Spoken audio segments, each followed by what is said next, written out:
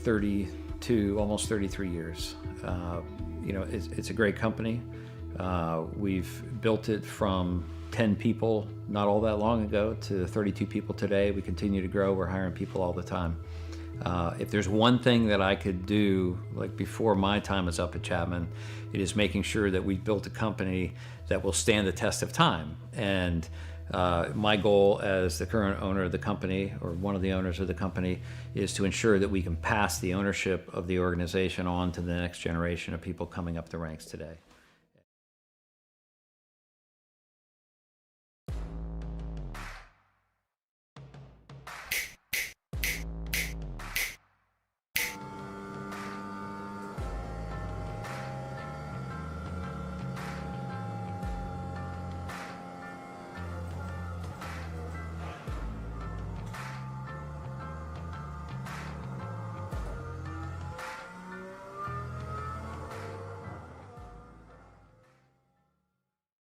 One area of our business where we impact the local communities pretty heavily is the school systems. So we work for school systems all over the northern part of the state of New Jersey. We operate their water systems, their wastewater systems. We do a lot of their permitting and compliance work, and we ensure that the water that the kids drink is clean. We go out and do the sampling to ensure that it's not contaminated. And we also treat the wastewater that's being generated at a lot of these facilities as well before it gets discharged to the environment. So we are supporting the local community through supporting the boards of education and the local school systems. All About Bugs Tennessee Pest and Termite Control is all about family too.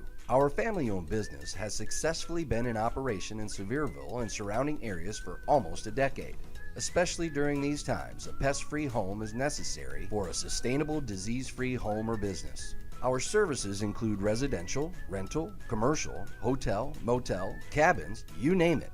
Free quotes and inspections for new customers, and most of our services are contract-free. Our All About Bugs Tennessee family is devoted to delivering the best possible pest control service with a friendly smile. Contact us at 865-453-5574 today. If it's bugging you, you should be bugging us.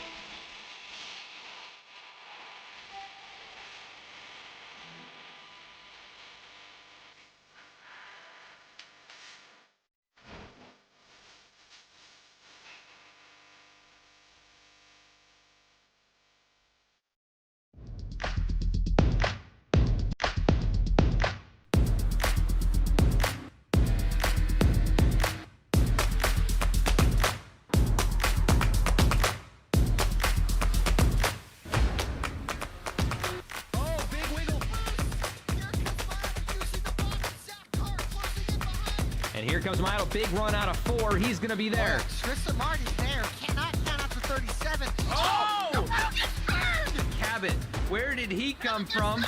Here comes Zwack. A punch from the 33. It's a drag race. The Magic Man wins it Auto Club.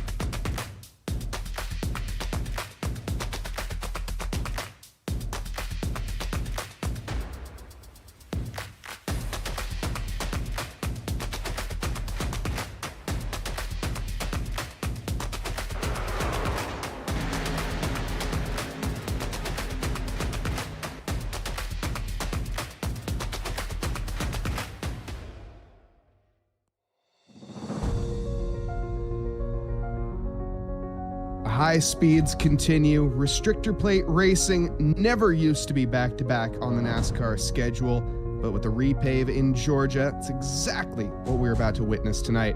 Live from the virtual Atlanta Motor Speedways, it's the Chapman Environmental Services Cup Series presented by Racing Revolution.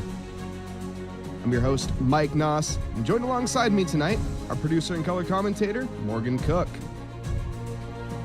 We welcome you to the new Atlanta Motor Speedway for round 2 of the regular season. It's the Land & Sea NSB 200 live in Hampton, Georgia. For 130 laps tonight, drivers will be getting a mix of the 1.5 mile race with its narrow groove and close quarters racing. The racing style is similar to what we saw last week at Daytona. However, it's 1 mile shorter. The racing in Atlanta has been intense to say the least. And of course, with one of the closest finishes in NASCAR history, the top 3, in fact, happening last Sunday. We're looking forward to some of the same intensity here tonight for the Land & Sea NSB 200. Last week, winner of the duels, Dustin Reinstetley. It took somewhat of a controversial win, but a win nonetheless. Tay McDonald's going to be looking for redemption as his win was stripped as he incurred a 10-point penalty as a result of a rules violation. The drivers will be needing to pay a little closer attention to the choose cone this week to avoid being nabbed by the penalty police. Now, on to the standings for what is going to be the grid for the future grid tonight. Trevor Erhardt starting us off here with 42 points with a 2-point gap to John Fike. John Fike tied in the championship with Tay McDonald for P2. P4 belonging there to Dustin, our previous race winner, as he tries to improve his standings in tonight. Alex Burabo as well in 5th. Kevin Orlando Jr. going to be in 6th at 34 points with Grant Turner. Going to be down 10 points at 32. Daniel Holloway in P8 with Nick Alves in 9th. And Grant Thorpe rounding out our top 10. Jeremy Burns. Sorry about that. In 11th, Jeremy Burns on the grid. Al Likens is 12th. Caleb Gilbert is 13th after that race won at Daytona 250. Dylan Smoot, 14th. Michael Bennett in 15th. Michael Call, 16th. Trevor Keith, who's 24 points back, along with Kyle Diaz and Ray Lane, all 24 back of the leader. Casey Gross is 26 back in 20th place. Still anybody's championship after week 1. Absolutely. And now onto the tarmac. Once a speedway, now turned to super speedway. Morgan, why don't you talk us through the stage that is going to be set for the new Atlanta Motor Speedways tonight? All right, repaved a couple years ago, 2022, I believe. This track got about 20 feet narrower, got a brand new, some brand new asphalt, and it is fast. We turned this into a super speedway race type event like we saw at Daytona last week, and you will be side by side most of this race, pushing and shoving. Although the corners are significantly tighter than at Daytona last week, you'll probably end up having to lift in the corners to not hit the wall. You'll burn up the right front tire. This is as much of a handling racetrack as it is a speed racetrack, as Daytona was last week. I'm very excited for this event.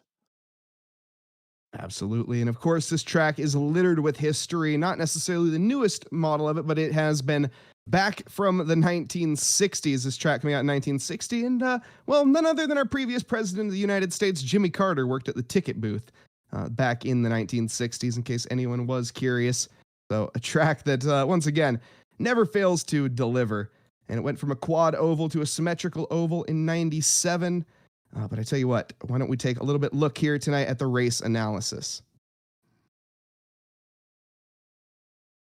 All right, the race tonight, 130 laps around this 1.54 mile racetrack. Pit road speed is 45. Remember, if you watch the NASCAR race, they pitted into turn 3. That's where pit speed started. Not the case tonight. Pit speed will start off of turn 4 at your traditional start-finish line. If I'm not mistaken, they will have to pit into turn 3 under green to avoid incidents on the racetrack. 5 sets of tires available should be more than enough for this event tonight. Green, white checkers, 2 of them. We may well use both of those. Last stage at lap 30 to get some points, using the iRacing fix setup as always for Racing Revolution. Of course, that stage is going to group the pack up in the middle of the race. But as we get ready to head down, why don't we take a look here at our Coastal Financial Pole Award. Our mission at Coastal Financial is to provide a comprehensive financial planning solution tailored to each individual's unique needs and goals. The aim of empowering our clients to make an informed financial decision and achieve their financial potential. You can find us at coastalfinancial.com or on Facebook at Coastal Financial. Pole position tonight, I think, belonging to Michael Call, if I'm not mistaken. I'm not sure. We had an ATVO cycle right as we went to grab the Pole Award winner, so I'm not exactly sure who it was. We're going to say it's Michael Call for now. We'll adjust that when we get our grid rolling now. A little bit of make it up as we go right now. Absolutely. A little bit of a downtime before we head on into the race. It is going to be a warm-up session, which will not be the full 10 minutes. It'll get cycled over at some point in time. But as we have it, why don't we talk a little bit more about the track here, Morgan? I know, obviously, everybody is going to want to be talking about previous Sunday. One thing to mention as well before, welcome everybody in chat here at V-Speed. Appreciate you all for joining us. If you guys want to hit that like and subscribe button, it is free here. I see we got Jade with us tonight, Terry, Carson, GT500, and Chauncey joining us. Welcome everybody, and I'm sure more to come in the future. But Morgan, as I was saying, onto this track and onto the previous Sunday. Yeah, the race on Sunday, not to spoil it for anyone who hasn't seen it, but if you haven't watched it, I would definitely go back and watch it.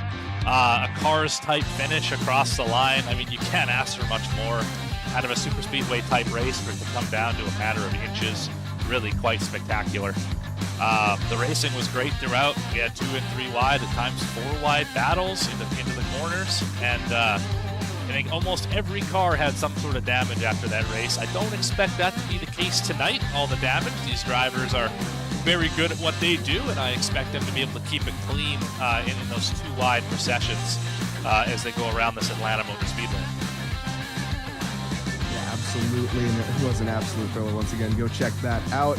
So we got some cheers in chat for Devin. It's gonna be a bit of a wait here, as I said, but soon enough, we will see these drivers taking to the grid at this 1.5 mile circuit. Of course, previous week was 2.5 miles. Tonight, we have a grand total of 200 miles ahead of us, as I've recently learned. For, of course, a little bit of a newbie to the oval racing, but is what it is. These cars, super fun. Obviously, the NASCAR Cup Series Next Gen, these fixed setups, so not much differential there, but they're rocking 670 horsepower with a weight of about 3,500 pounds. Car's getting up to about 230 miles an hour, I think, and 0 to 60 in about 2.4 seconds. Now, I personally don't have too much experience, but Morgan, I know you're quite, I don't know what the word would be, but quite good behind the wheel, I think. Well, I do what I can. I'm not quite as good as some of the drivers in this field. There are some ringers, I would call them. Tay McDonald being one of them, got a pretty high I rating he's sporting there. But I do all right in the oval ranks. I do a fair bit of I racing and quite enjoy my time on the service. If you have yet to try I racing, what are you waiting for? It is a great service to give an effort to, and it's rewarding when it goes well for you. But yeah, I really enjoy these next gen cars. These are my favorite cars on the service. The front end feels just different than everything else, and once it starts sliding, it's hard to catch, but if you can catch it, you can be very, very fast here. Yeah, a bit of a handful, all power, not much grip, but these drivers more than capable of handling it. Obviously, we saw Dustin take the win last week, Tay crossing the line in the first place, Dustin taking the win off of a penalty. Kevin Orlando Jr. finishing in P2 and John Fike in 3rd. It was last week at Daytona. Well, that was quite the race. Obviously, we saw a bit of bumping, a bit of banging, and a crash after the checkered flag, which you don't too often see, but quite exciting and hopefully a little bit of a fortune for tonight. Obviously, not the crashing part. Yeah, it was quite a race last weekend. That 4 wide finish was pretty wild through the grass. Yeah, I am excited for what we're going to see tonight. Always great racing in this Racing Revolution Chapman Environmental Cup Series, and yeah, looking forward to it. Yeah, it's been quite the championship so far, and we've had no shortage of yellowed flags and pace cars out. It's been a good balance, but I'm sure we're going to see a few more tonight as these cars we saw on Sunday. A lot of 4-wide racing. I'm not sure we're going to be able to see that here in the iRacing. It's going to be, well, I mean, never say never, I suppose, but here on the 28-degree banking, if I'm not mistaken, for this circuit, it is going to be quite the challenge ahead of them. Yeah, you may get 4 wide, but you don't want to be 4 wide. This track is hard to drive 3 wide, and you'll see it if they ever pass lap traffic. That traffic will do their best to hug the wall. But these cars like to slide up in the center because the corner is so tight and you're going so fast that it's really easy to accidentally tag that car on the outside up against the wall just by overdriving the corner a little bit. And that'll cause the big one, like we saw last week at Daytona crossing the finish line. You'll see that at Atlanta, usually in turn 3. Hopefully we don't see that tonight, but also, of course, we're all here for the thrills and spills that is NASCAR, that it always be on the edge of your seat because anything can happen in racing, as I like to say, and it normally does. I see we have a few more people here joining us tonight. Terry, we got Mark's Wrestling Podcast joining us, Shannon and Jade. Welcome, everybody, cheering on your favorite drivers. Let's hear it. Who y'all cheering for tonight? Heading into the session, it is going to be another few minutes before we can get into it. They are doing some admin cleanup right now. They have to make sure we have the right drivers on the grid for this evening. Race admin is never an easy job. A lot like a NASCAR official is very much what they are. You take the brunt of all of the jokes and just hope that you can do a great job. But they're doing a wonderful job right now. And here in 3 minutes or so, we'll be 3 minutes or less, I should say, we will be live and racing here from Atlanta. Yeah, fun fact, of course, I think it was the admins have won, 8 out of the 10 or 8 out of the 11 championships that have been on Racing Revolutions. Something like that, but a bit of a conspiracy going on, obviously, there. There's no, obviously there isn't, but yeah, shout out to all the management here at Racing Revolution trying to make this championship happen. A lot of gears need to be turned, and, well, they make it happen quite well. Putting on a great championship and a great form of racing for everyone. But soon enough, we will be into that action, I assure you. And I cannot wait. Obviously, that's a good point here. Bring up the points again. Trevor Erhardt, our previous champion. That is definitely something that isn't lost. John Fike trying to challenge that here, and Tay McDonald tied in the championship. That is extremely spicy as we head on into race 2. Right, it looks like we are just about to go here. Now we can, once our ATVO starts working here, sorry, technical difficulties. Now we can roll with our grid. Let's get after it here. Pole Award winner. Say hello to Travis Gilbert. There he is. The Coastal Financial Pole Award does go to Travis Gilbert, who starts off in P1 here tonight. The number 22 Mustang. As we have it here and get into the gridding, we'll take a look here at our drivers. Starting off in P1, row 1, it is going to be obviously Travis Gilbert with Carter Lynn's company in P2. Ray Lane going to be bringing up third with Jeremy Burns, one of the fan favorites, in P4. Sam Taylor, fifth fastest with Tay McDonald close behind in P6. Peyton Presley going to be 7th quickest in the number 7 car with the number 77 next to him in P8, Grant Thorpe. Tyler Harrison in P9, and rounding out our top 10 is Al Lincoln. Starting in 11th is Caleb Gilbert. Maybe there's a relation to the pole sitter, hard to say, driving the 54 car. Christopher Schaefer is going to start in P12. P13 is John Fike driving that 10, had a great run last week. So did Kevin Orlando Jr. starting 14th tonight. In 15th will be Nick Alves in the 24 car. Chris Nail alongside him in the 88, starting 16th. 17th, last week's winner, Dustin Reinstedt. See if he can do 2 in a row. Daniel Holloway is going to start 18th. In 19th is Blake Cook, and riding up to top 20 is James Loveland. P21 belonging to Michael Call in the number 89, with company belonging to Nicholas Schell in P22. Kyle Diaz, 23rd fastest with Jackson McGorge, in P24. Dylan Picklesimmer in P25 with Christian Bren Snook in P26 in that 00. Trevor Erhardt, our previous champion and championship leader, in 27th here tonight. Now, obviously, we've seen him come back from worse. Logan Ramoni going to be in 28th. 29th belonging to Brandon Richardson, and 30th to Michael Bennett. 31st is going to be Jeff Israel Jr. Driving the 6 car. 32nd is going to be Grant Turner in the 39. He ran up front a lot last week. 33rd is going to be Justice Murphy, and 34th will be Devin Hudgens. 35th will be Christopher Berger, also had a strong run last week. Parker Johnston is going to start 36th this evening. 37th will be Jacob Kaplan. 38th, Robert Rader. We've seen him all over the place at Daytona. He was at the front, he was at the back, and he made it exciting. 39th will be Matt Robinson.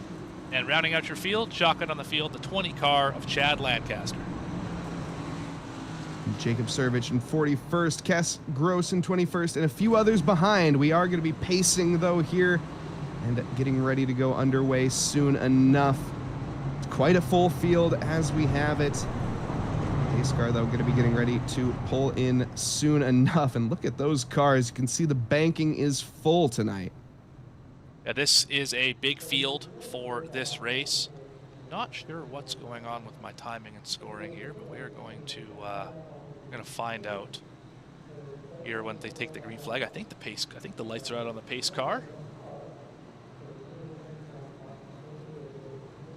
One more corner potentially here to go, or two more to go before we go green here for the Land and Sea NSB 200. Anticipation. This is where the drivers are in their element. We have some driver cams we'll be taking a look at a little bit later on in the race as well to see what it's like truly behind the wheel.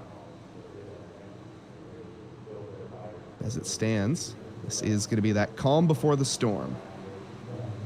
This car is going to be in as we get ready to go green for the Land and Sea NSB 200 here at Racing Revolutions. Green flag is in the air, and it is now waving on lap 1.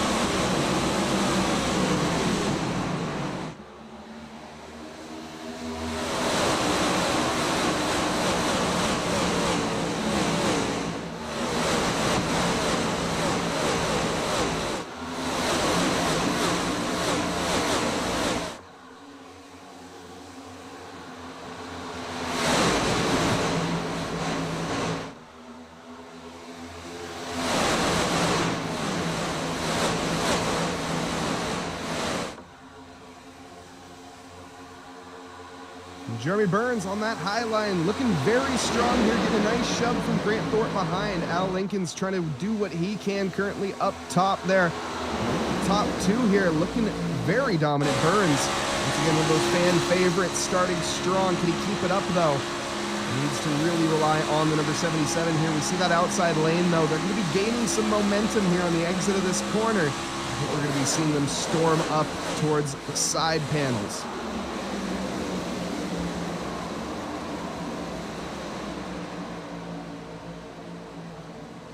There's the wide run. Currently looking at Lincoln's there. Did not get the greatest start.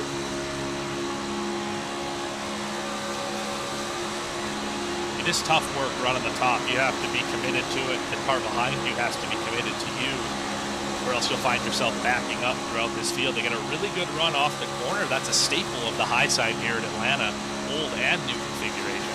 They gain a little bit of time on that front trio, but the front trio was going to pull them in the center of the corner. I feel that we're going to see Lincoln's. He's trying to get that gap there to tuck to that inside lane. And see, as those 3 cars, they're working very well together at this stage, not really disrupting each other currently. The back, they need to work together, as you were saying there, Morgan. And that is not quite, that does not look like they're working together. We're looking to send it 3 wide here already. Oh, and there's crashing. Pace car is out. Cars into the wall, trying to avoid that contact. Was the 53, does get collected in there. I think actually avoided contact, but just spun. Pace car, oh my goodness. Pace car giving me a heart attack. Here is going to be the replay. Here we see the 45. They had a little shakeup in front of them.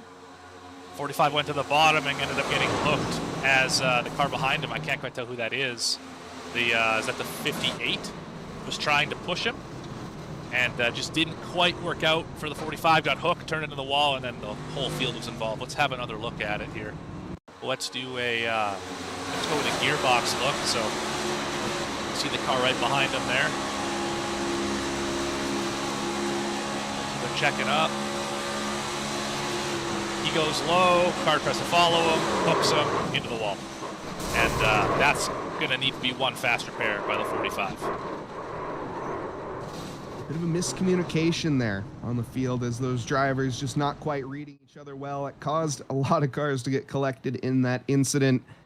Jeremy Burns, though, our race leader, not too worried about that. That's why being in the front, obviously, where you want to be, the best place to avoid the collisions. Yeah, the leader usually gets out of these things unscathed. That seems to be the case here with the 9. And most of the field got through that, fortunately, but there were a couple cars included in that incident. We do have one fast repair tonight, as per race analysis. And that might be what a lot of drivers are going to use right here. But let's have a look at pit road and see if we have any takers. I don't see, other than a couple damaged cars, I don't see anybody really on pit road right now. And just taking a look at it, I think Trevor Erhardt did get collected in that incident, looking at the position, down into 24th. He was a bit higher up than that. Yeah, the car looks brand new, though. He either got minimal damage or used that fast repair we were talking about. We got them all fixed up. And if he did use a fast repair, he's going to have to be careful for this next 123 laps because he is driving with the car he's got. There's no more fixing it. There's no more complete overhaul to it. You better hope if you get any damage, it's only scrapes and bruises. Because anything more than that, you're going to be in trouble. And Sam Taylor, I know we saw some support in chat for the number 42 car, looking strong after that collision, gained some ground. Welcome to everybody again joining us here tonight. We got some cheers in chat for a lot of drivers, honestly, so I love to see it. Thank you all so much for the support here at V-Speed. It's been honestly incredible. Welcome to Co-Ev Burns. I'm assuming a Burns supporter as you're cheering on your buddy. We also have Mark with us. We got Jade, Terry. Thank you all so much for being here tonight. The 84 car. Lots of love for the 84. Unfortunately, I think Devin Hudgens did get caught up in that incident potentially.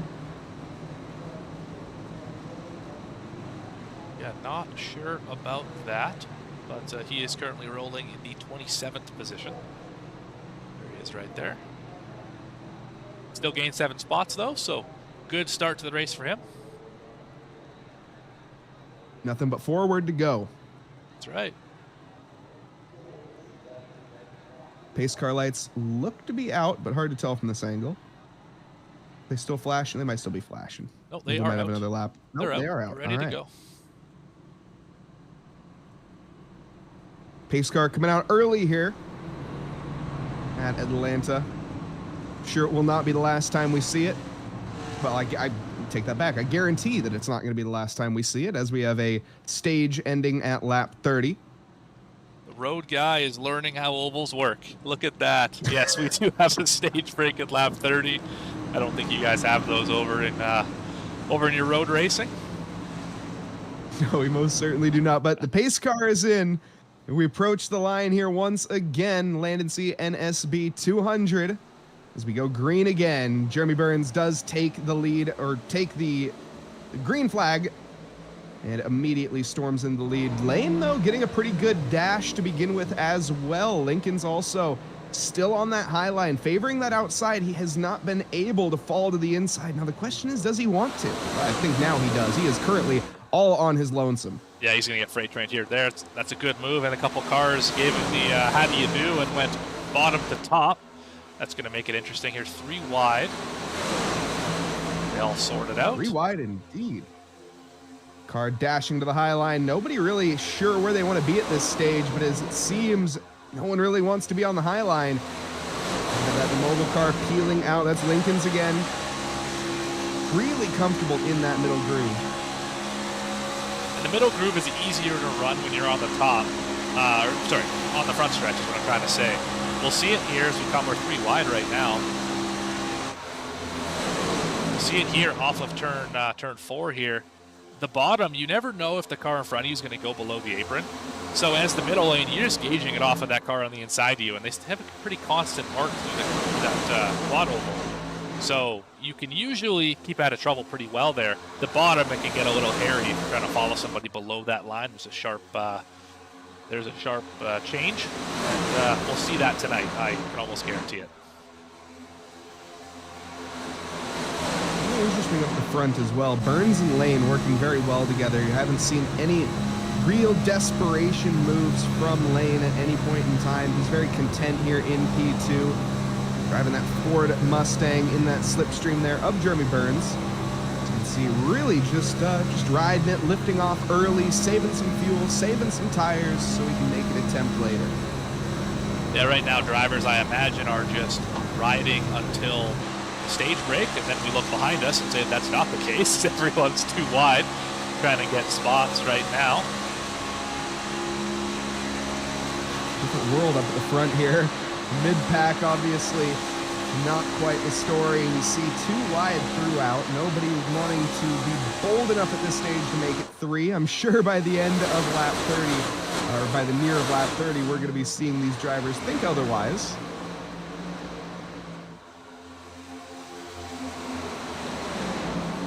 Another attempt here potentially, but not quite. Big block there in the middle of the pack.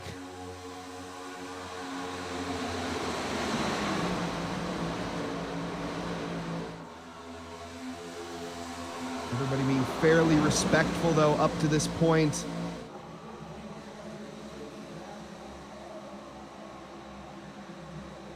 Sense the tension though. I can feel it through the screen, to be honest. I sense something's coming here.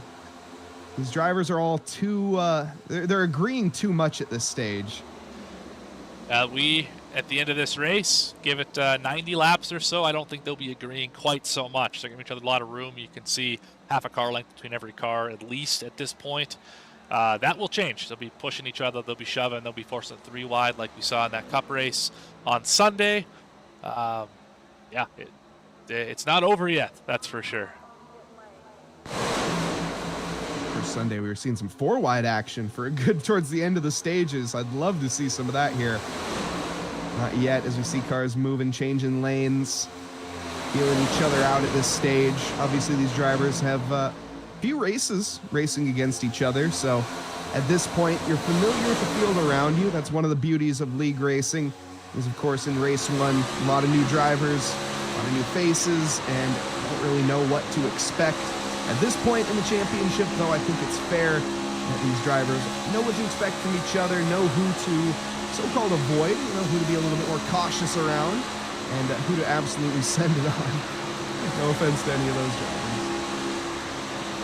Well, hopefully not at race 2 of the season. Let's save that for maybe race 22 of the season. Shouldn't have any rivalries built up yet, not after Daytona anyway. But here we are in Atlanta, 2x2. And riding right now.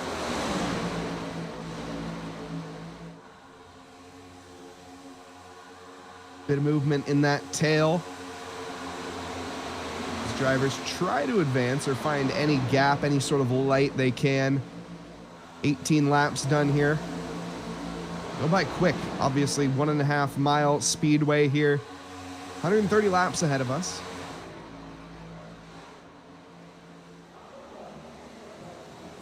This looks a little spicy here towards the back.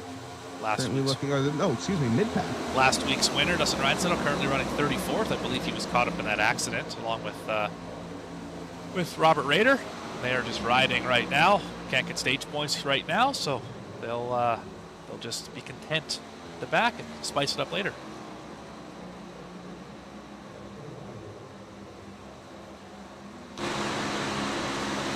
Shannon cheering Burns on. Head steady, keep her steady is what my bad. Read that right, that's all right.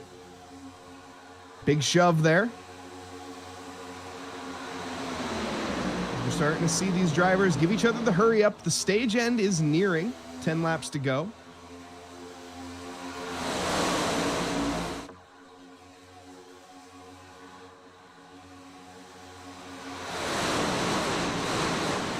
banking. These drivers trying to go for any opportunity. You can see that possibility for 3 wide. The drivers there going for, I think whatever, who was, that was, I think, Nail in that 88 car. Or no, excuse me, it's the 9 car. There you go. Getting a little uppity at times here, but for now,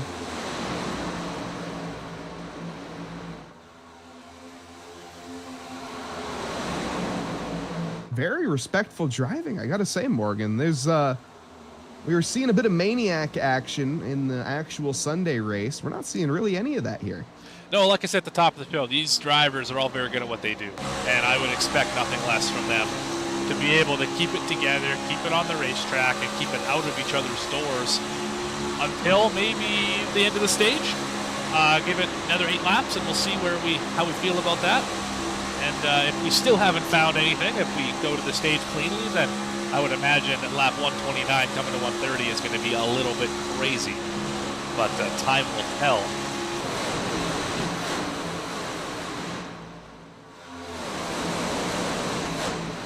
Of course, these drivers wanting to gain as many points as possible as they get to the end of this stage here. The championship ever present in their mind.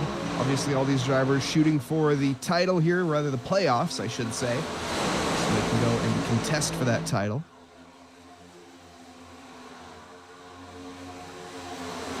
For now, though, it's all about the tarmac in front of you. See, there might be a lapped car approaching. Nervous times for the top lane. This is the scariest thing you can see at Atlanta, is you're on the outside and there's a lap car running the fence. We're going to ride with the 40 of Al Likens, and we're going to have a look here and see what it's like, how tight it is to pass a lap car, looking like it's going to be into turn 1. Lap car's going to run right above that top seam, a little below that top seam maybe, and Likens is kind of going to try and shoot the middle. She does successfully.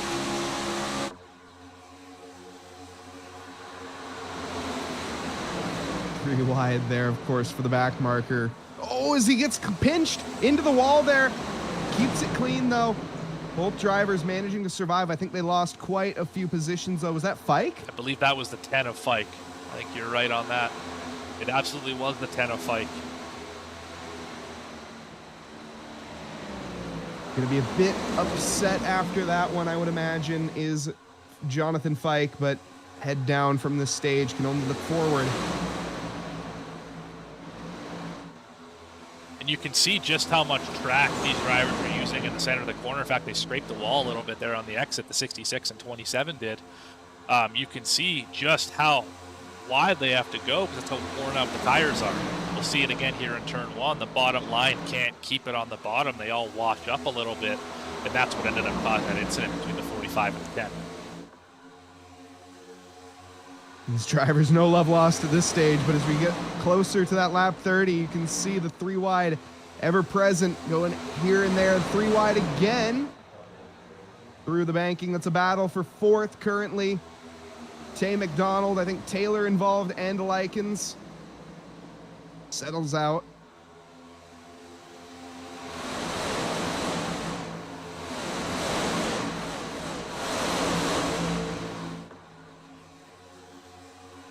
That Hershey's Kisses car looking for any sweet opportunity that it can at this point.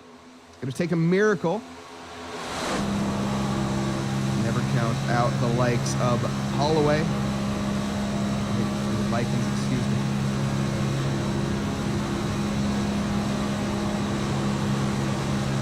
Final lap here of the stage.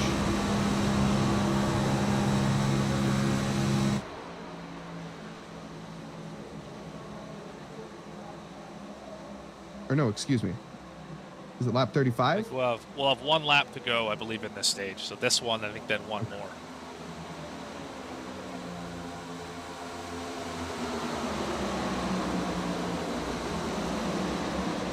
McDonald moves into the lead here. Burns on that inside lane, though. We've seen it work for the entirety of the session, but has it been just a little bit too much? The tires may be gone at this point. We'll see. Be think hard pressed to believe that. But regardless, he gets boxed out.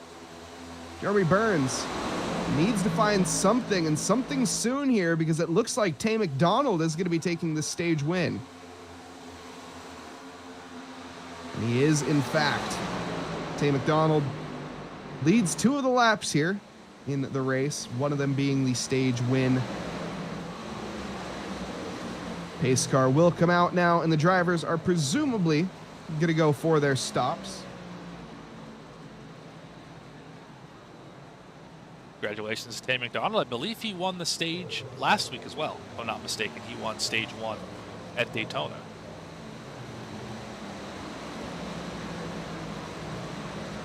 Somebody fact check me if I'm wrong on that, but I believe he won that stage.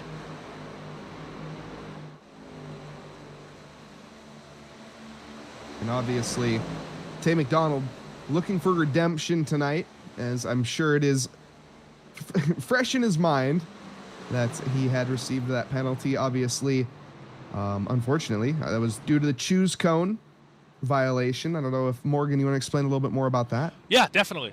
So in NASCAR, just like in Racing Revolution here tonight, there is a choose box. And what that means is on the restart, or coming to one to go on the restart, you get to choose which lane you want to be in. If you want to be on the top or if you want to be on the bottom. And where you make that choice, we might be able to get a shot of it here, definitely from the starter stand, but we'll just watch these cars go down pit road first, where the red and white line, to signify the apron, meets the start-finish line. There's a large apron section to the left. There's a large racetrack to the right. If you go to the left, you start on the bottom. You go to the right, you start on the outside. Now, you cannot cross where those 2 lines cross. You cannot drive over that with your vehicle at all, or else that's a penalty. That was the issue Tay McDonald had faced last week, is he had crossed over that box, and it had cost him dearly, obviously cost him a race win.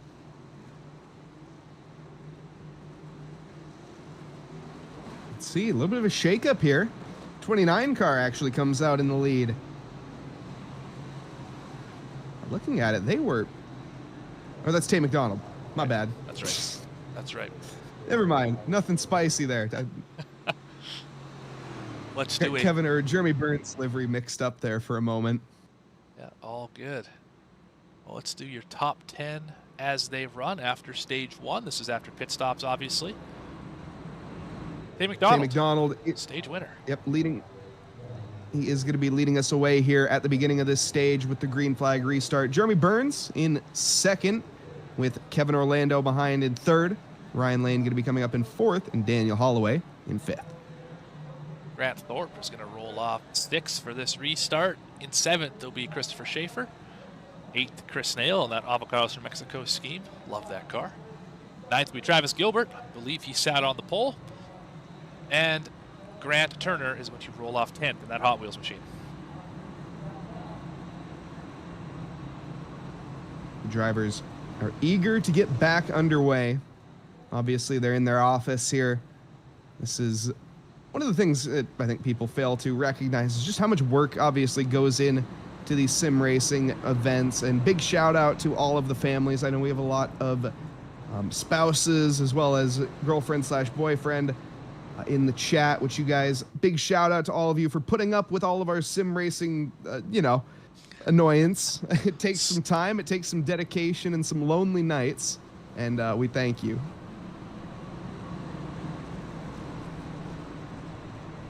Hey, Mike, you want to do an onboard on the restart? What do you think? I'd love to. That sounds like an absolute pleasure with a face cam to boot. We got our good buddy Grant Turner queued up here. Let's have a look.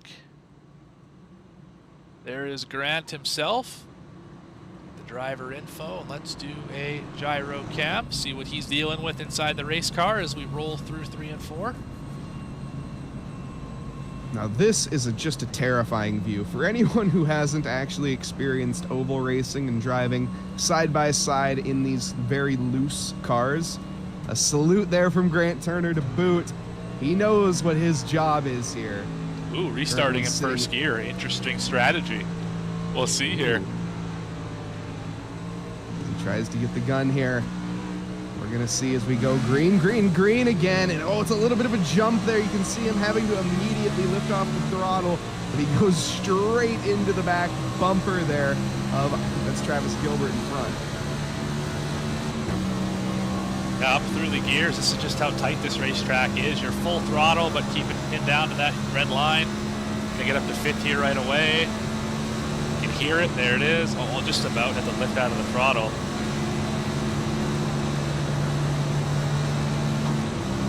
Through 3 and 4. Now he's in fifth gear, and the top lane is moving. You can see the focus in his eyes as well as he gets a really good run, but has to back off again. And that is the life of a mid-pack runner, unfortunately, is once you're in that mid-pack, you really are at the mercy of the car in front, as well as the cars next to you.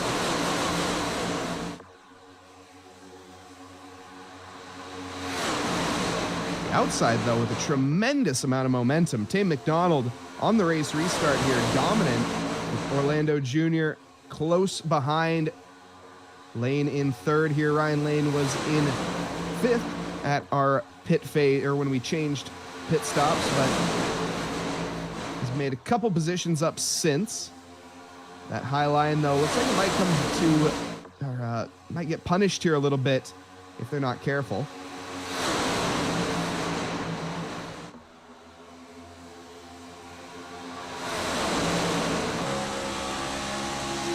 No cars jumping to the inside just yet.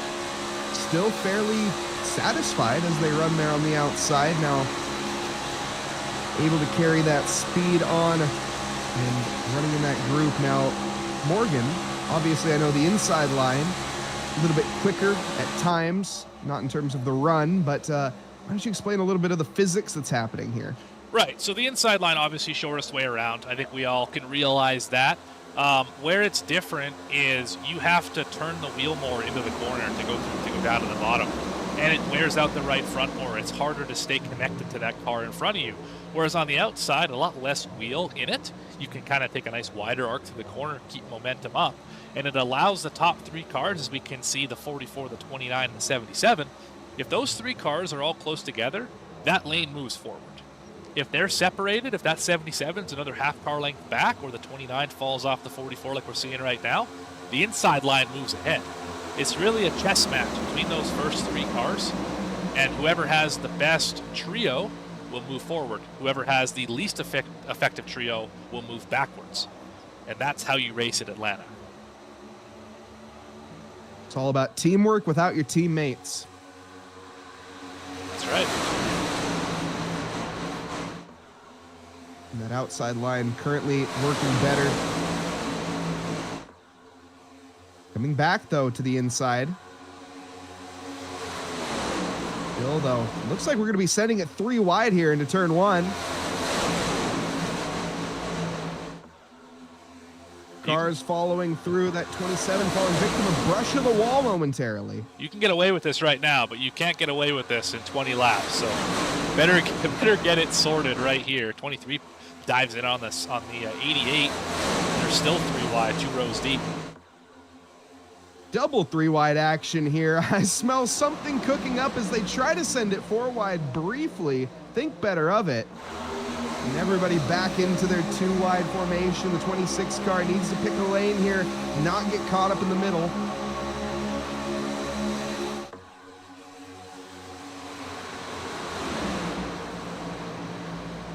Arcus in chat, rooting for Travis, Ray, and Tay. Currently, one of their picks are looking very strong. We also have Jade joining us.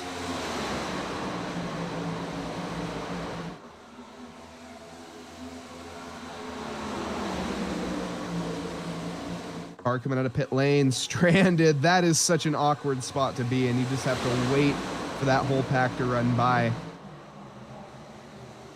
Have a look at our leader. There's Ray Lane doing work behind the wheel right now. That's what it looks like to lead when you're sitting in your living room. Little lights off racing and hat on. Adds 15 horsepower. It has to. Definitely. More downforce, right? Has to. Something like that. makes it go faster. With that lovely veteran livery as well.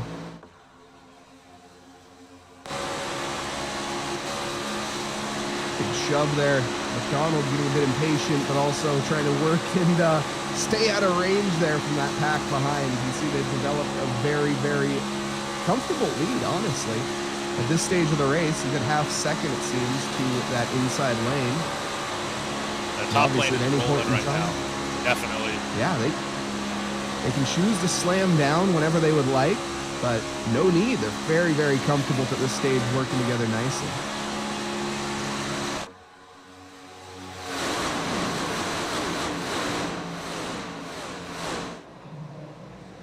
And there is the pack battling for fairly much every single position pretty much under threat right now. Even after that wreck, that's the beauty of fast repairs. Obviously allows everybody a second chance back into the action. Which that's why we're all here tonight. Have a little bit of fun. It is a simulator, I'm aware, but it's also a game. Once again, we're all just playing to enjoy ourselves here. Ryan Lane, I think he's probably enjoying himself the most at this current moment. I would think so. I would think so. Somebody wasn't enjoying themselves earlier, but maybe now. Let's have a look at the 45. Car is fixed. Riding right now behind the 10 car, just trying to keep it together. That is Tyler Harrison. Started 9th, running 39th. Right in front of them is last week's winner, Dustin Reinstedt. Dustin, going to be a bit disappointed, obviously, this time around. Getting collected in that incident earlier is not where he wanted to find himself. He wanted to go back-to-back. Unfortunately, not going to happen here tonight for him. Chance is still there, but very, very, very low. Yeah, I wouldn't say he's out of it by any stretch. I mean, there's still a couple green flag pit stops to come, potentially. You're going to have to pit once or twice here to make it to the end. And, I mean, he's in a perfect spot right now. If an accident does happen, tons of time to slow down and avoid it and pick up some spots. But I don't know if this is a strategy move or not, but they're in a nice, comfortable position. Unless he gets turned, that was close. He just about got turned there a little bit, but they keep it pointed straight. Gotta keep it clean in the back and keep all four wheels pointing in the correct direction. It's always the goal. Sometimes easier said than done.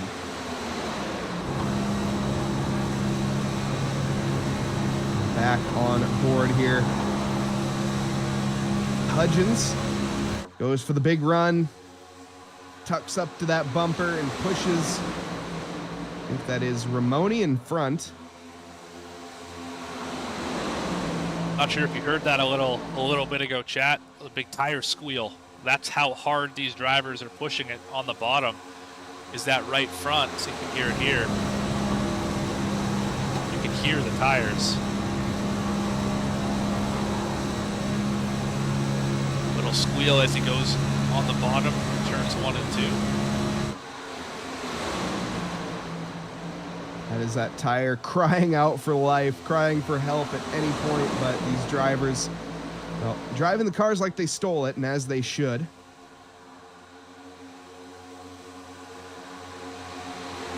That high line going to be a little bit more nice onto the tires, potentially allow them to run a little bit longer at higher speeds and find themselves in a better position later in the race.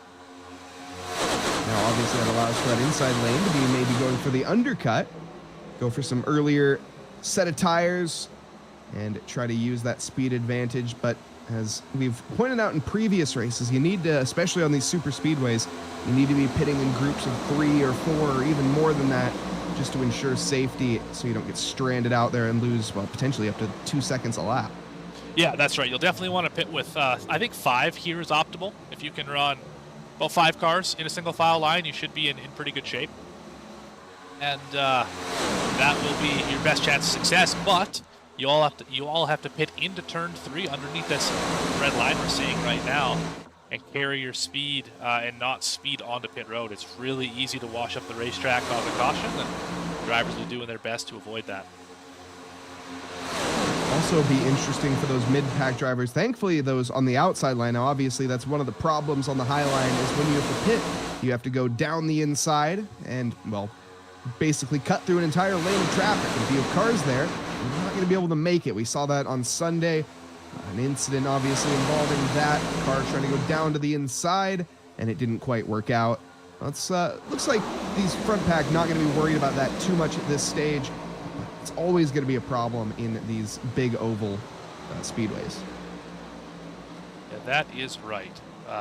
Hitting from the top is not a good idea, like you were saying, Mike. And it's not easy to get down to the bottom, although for the first 8 cars it probably will be, as they're all single file. But everyone beside or behind this 98 car right here, you can see them all behind us right now, is going to have a difficult time getting down to pit road. And Carson in chat saying sim racing on NASCAR is always insane with how they can keep it together. I agree, that especially when you, one thing for as a circuit racer like myself, obviously I'm not too familiar with ovals, have become more so in the past few months, but when you see a car driving at you at 200 miles an hour and slam into your rear bumper, and that's just okay, that's a bit, I still wince every now and then when we see it, and it's just how it rolls in NASCAR.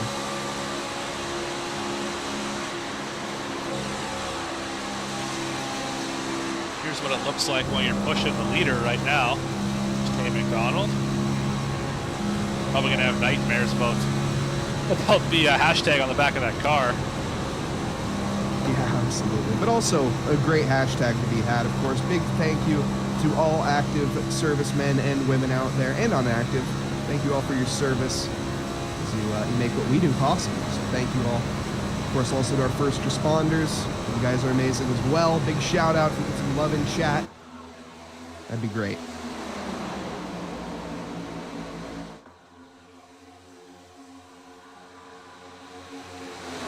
Ryan Lane currently, or Ray Lane, excuse me.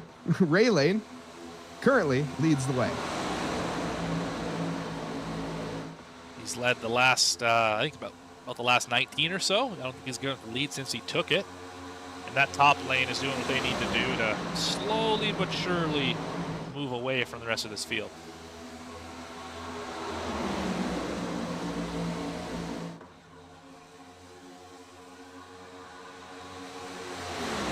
Some lane changes in the back. But nobody getting too out of shape just yet, which is surprising. Now, obviously, one of the biggest problems in oval racing is when you're in that position of having that car in front of you, you get the wake of the dirty air of the car. And, well, here we go, 3 wide potentially. That is going to be big brick wall for the number 26 car, I think that is. That's right. Diaz.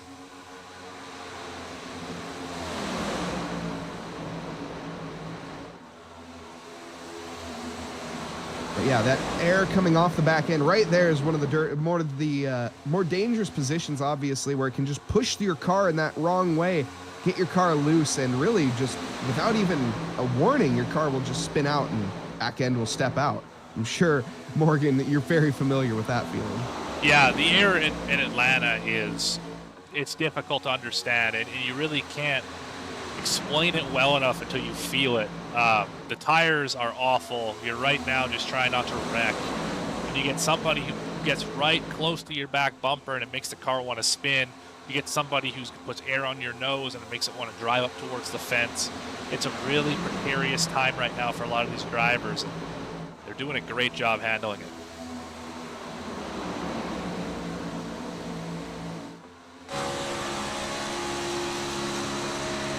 Now, these drivers all taking the top lane. Is this down to tire management, Morgan? Oh, Travis, though. Oh, he gets him sideways there. I think there's a contact. Car sideways, going around. And we have a crash here on lap 62. Caution going to be coming out immediately. Looks like multiple cars involved. Oh, and a couple more. Boot.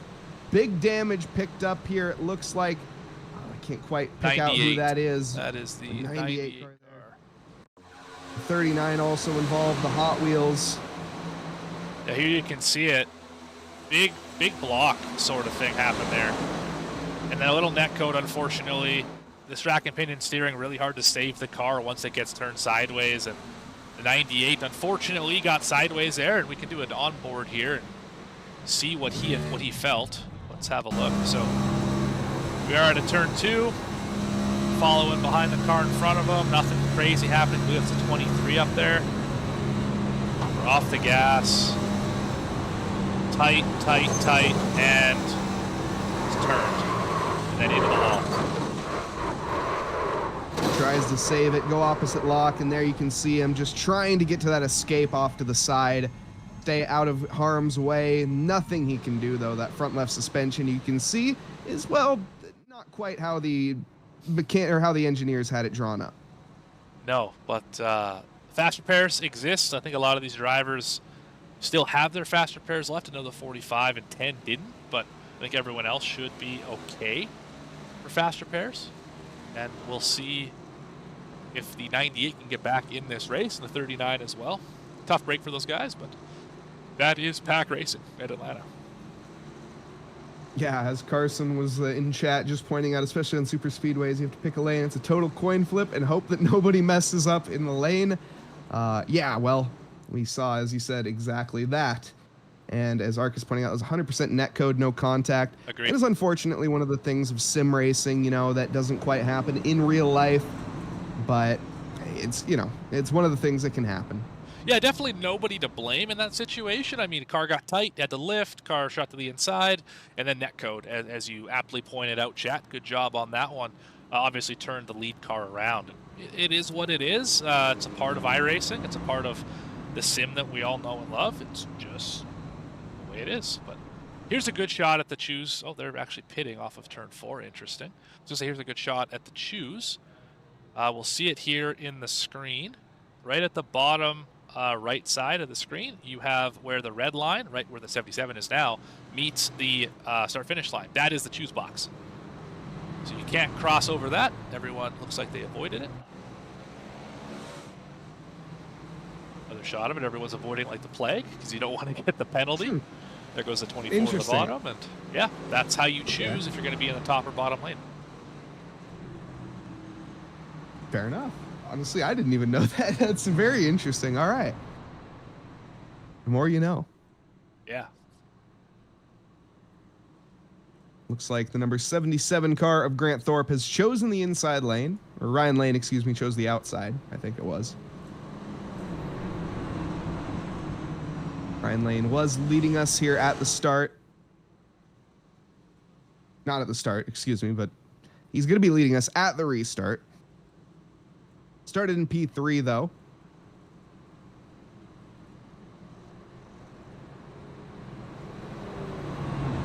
Where's Burns? That is the question that I'm wondering. Jeremy Burns is all the way down in P15. 15, that's right. He was in P1 at the end of the stage. Or close to, P2, I should say. I believe, did in the stage, yeah. P2, yeah. Got one more lap of caution. This is a good time to run through our top 10. So let's do that. Yeah, starting off in P1, it is going to be Ryan Lane in the number 44 with Grant Thorpe in P2. Tay McDonald trying to go for that redemption arc in third with Michael Call Company in fourth. Jeffrey Israel going to be in fifth. Travis Gilbert is running sixth on this restart. Daniel Holloway is seventh. Logan Romney, who apparently does not have a name, that's interesting, is in eighth. Christopher Schaefer is in ninth. And Caleb Gilbert in the 54 car is in 10th. Ramoni, the driver that should not be named. Yeah, apparently. that's I haven't seen that one before. That's interesting.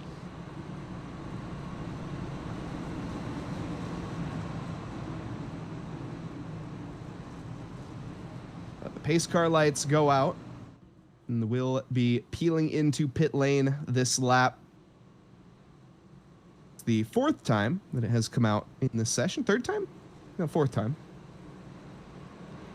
Let me tell you here. That's our third caution. Third time. Oh, okay, third time. Does that count the split? The or stage. the stint in the middle? Yeah, the stage. Stage, yes. excuse me. Yep. Okay. I gotta get used to that. It's not a stint. It's not a stint. It's a stage. Stage. Come on, that's Mike. right. Come on, man. You can do it. Ooh, Pace car. they're tight on is this in. restart. Yeah, they are. Side by side here, the lead is now handed over to Ryan Lane as he has the go on his whim, and he is gone. The 77 a little bit slow, but still holding on to P2. The 23 there, 29 Tate McDonald, sort of caught sleeping at the wheel, does fan in though to P3. Everybody else behind. Tate though with an incredible run here, takes the inside early. Left on his own here. That's Caldo, or potentially is that Gilbert takes the high line though to give a little bit of assistance, and Lane goes back to the lead.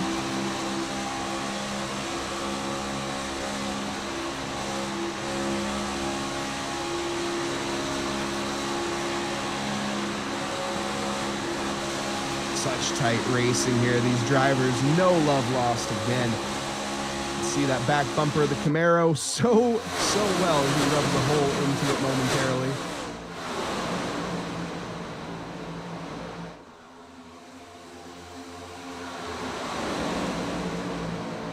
And a good point as well by Chauncey is hold that thought. We had a think there about going 3 wide. I think that was Jeffrey Israel, or potentially Call there maybe at number 89. Number 80. Yeah, 9 that was. Getting a little bit eager here on lap 69.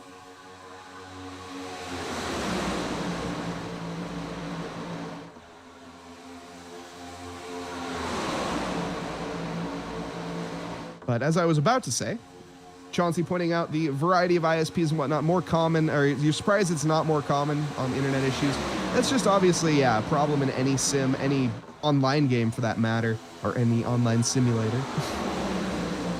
But yeah, it is good. iRacing obviously has gotten it in check over the years, and has, I mean, in my opinion, done a very good job. Yeah, I'm really impressed with how they're able to have people racing from all over the world. I've definitely been in sessions, Daytona 24 sessions, that have people from across the pond and Asia and all over the place, and you're barely able to tell. So it's really impressive stuff. We got some love for the number 45 car as well. Unfortunately, they're going to be a little out of position at the current moment. Not having his best day today, unfortunately. Caught up in that lap 1 incident, running 39th, 4 laps down, and not much he can do other than just log laps right now. But you got to respect him going to the end. As getting that precious checkered flag, and just for the potential of any points on the board, is obviously every point matters as you get ready towards those playoffs, which is a long ways away, to be fair, but drivers obviously thinking about it from the beginning.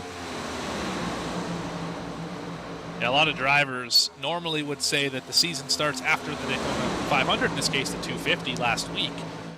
Drivers are now probably saying the season actually starts next week at Las Vegas, because this is also such a wild card event. As you see that that's a 21 there, running 3 wide in the middle. He's going to need to find a spot very quickly, and he does, down to the inside. Or the entire field decides to gobble him up. He still is running 3 wide, though, and back there. Just a little indecisive.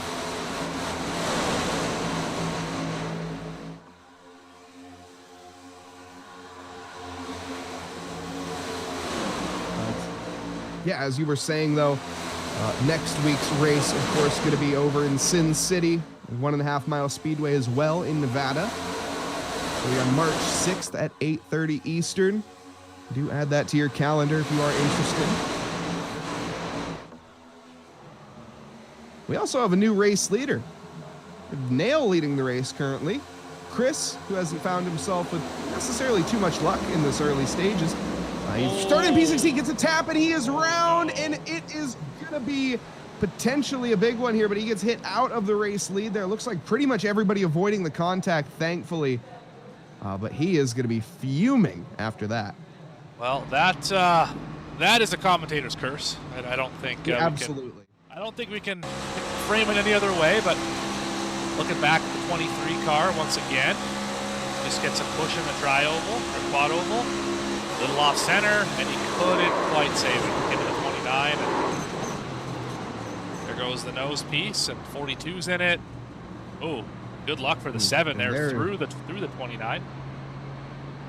That's how it goes sometimes. Here's what it looks Yeah, like from unfortunately. Tay McDonald's view. Tay McDonald is going to have a great view of this. Let's see. So, Can't see him, and all of a sudden, there he is. Wow.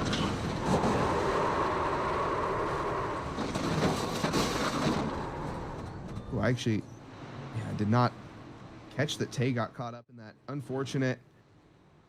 That is a huge shuffle, and Tay McDonald, obviously on his redemption arc, nothing he could do this week.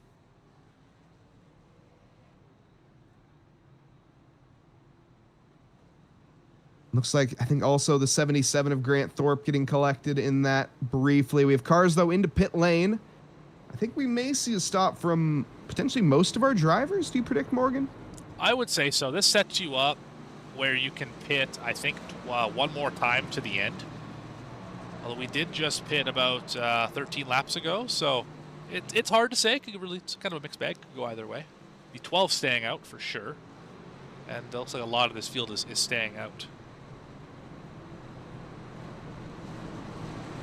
Goose with a response of wow.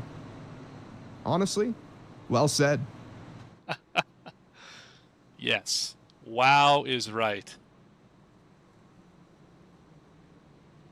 Well, chat, Is that his? we want to see.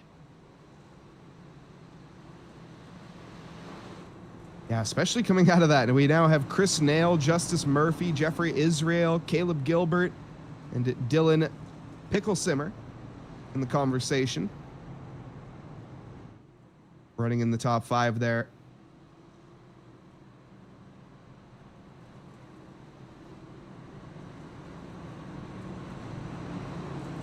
Logan Ramone also gaining quite a bit from that incident. We have some very large gainers in terms of positions. I'm not sure if there's a way that we can see that, Morgan. I am not sure, actually, about that. Something I have yet to learn. I also have yet to learn that in ATVO. It's one of those things that I've been... Well, let's been take a trying to stab find. at it. Let's say it's 32 positions by Justice Murphy. I think that's probably a good place to start. 33rd to the point. That's probably a good candidate right there for your hard charger of the race. Now, keep in mind, though, Justice is on 14-lap old tires. We have Christopher Schaefer. He's on fresh tires just behind them. That's right. That's right. Yeah, so the 12, the 6, the, what do we got here? 54, the 66, the 43, and the 24. All have old tires. Everyone else just pitted. So this should be an interesting restart. Let's see, where did Tay McDonald fall out? Tay All the way in McDonald is currently P34. 34th. Ooh, unfortunate. So maybe use that quick repair earlier, as that took quite a long time, but also just a lot of drivers getting involved in that. Timer, thank you. Thank you, Mark Ressler. I know somebody had corrected me on that in the previous week, and I feel really bad that I forgot. Pickle Simer, thank you.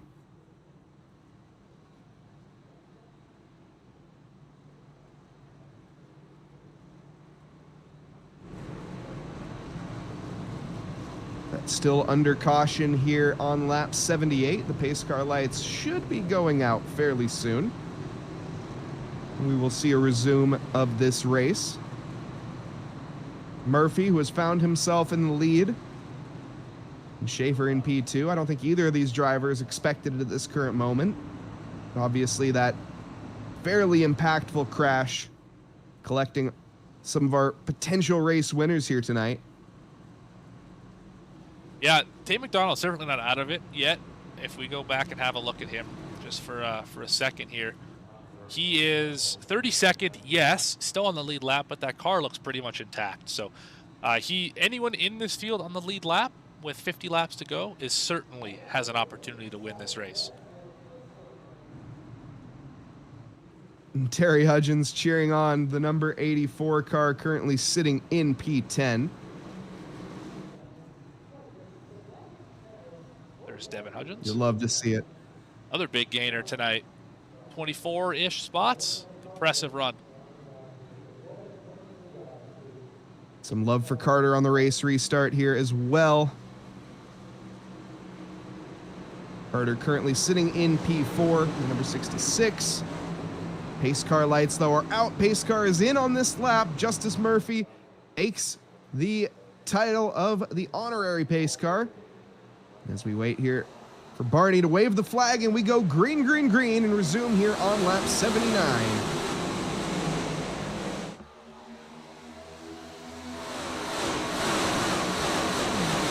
Murphy and Picklesheimer on that inside are getting off pretty well here early on. Schaefer on that high line trying to stick to the outside. Carry that speed now. This is where we're going to see the momentum, or at least after this corner, you can see a big, big gain from that outside, carrying the speed into the corner. We're going to see a lovely exit here through turn 3-4. Yeah, that was a big, big lead that this 12 had on the field, and the top side is making it pay right now.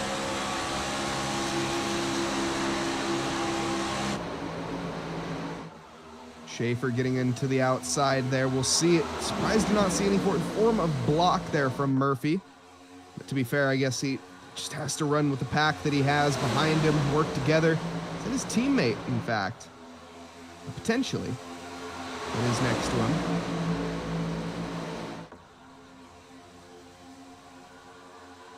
Whoa. Movements there.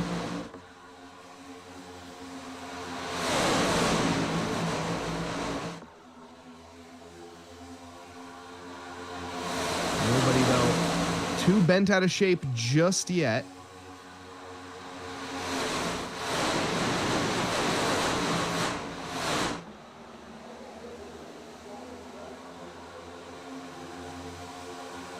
Murphy going for a block there, I think, on the outside. No, he stays to the inside there, just parking it sort of in the middle of the track. There is the race leader. But it does seem that Picklesheimer is happy to work together with the number 12. Who shoves there from the back, the 99 car, a little bit slow on the gun. Or 66, excuse me. We don't want to push too hard on that left rear. You're going to hurt that entire line, and we can see it right now. They're backing up slowly but surely on the top lane. Might force it 3 wide here. Be a little patient from that 3 car. That's probably the right move, but just about turned the 66 2 or 3 times on the front stretch. Very, very close here. But yeah, we also have Alex Bourbeau, who's going to be favored here in chat, along with a few other drivers, Robinson and Bennett. I think Bourbeau got collected into one of those incidents early on.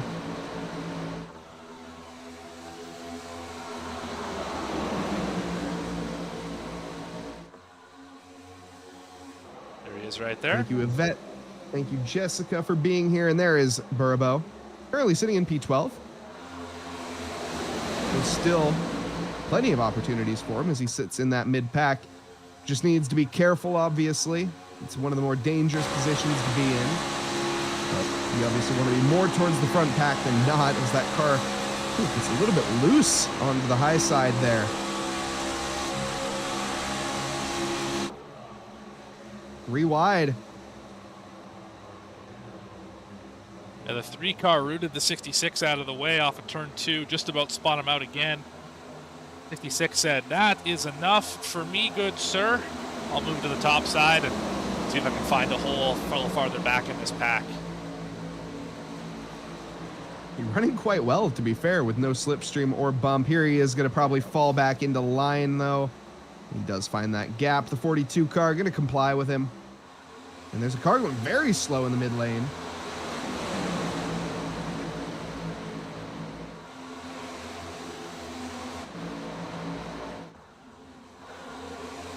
Potential moves here for the lead of the race. Schaefer has shown that he can lead. He wants to show it a little bit more. Picklesheimer taking the current reins of this race. Murphy behind as well.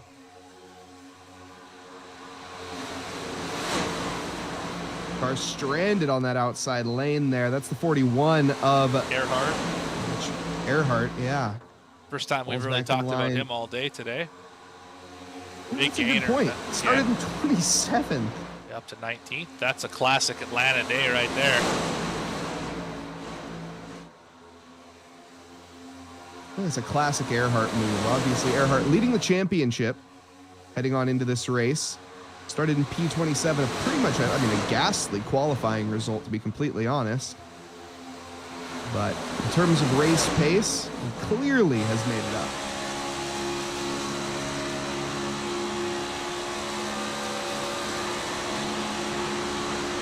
This is how it starts. Outside lane gets 2 cars, then 3, then 4, and all of a sudden they start moving up through the field here. A little loose. I think that was the 41 got loose in front of him.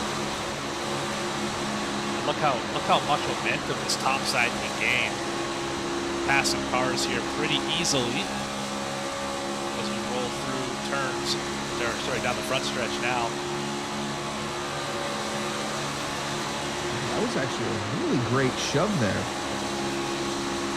They gain that momentum on. Obviously, cars behind helping them. But still, it's not quite enough. You can see the concertinaing as they work together, but not able to get enough momentum to really carry it. Great entry, though, into the banking.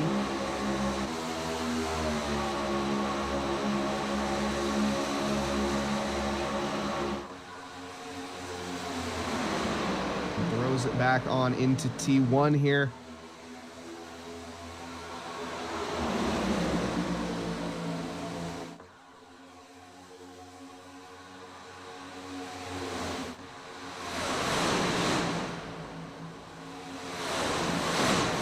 Here on lap 92, I'm presuming these drivers are going to be needing to make one more stop.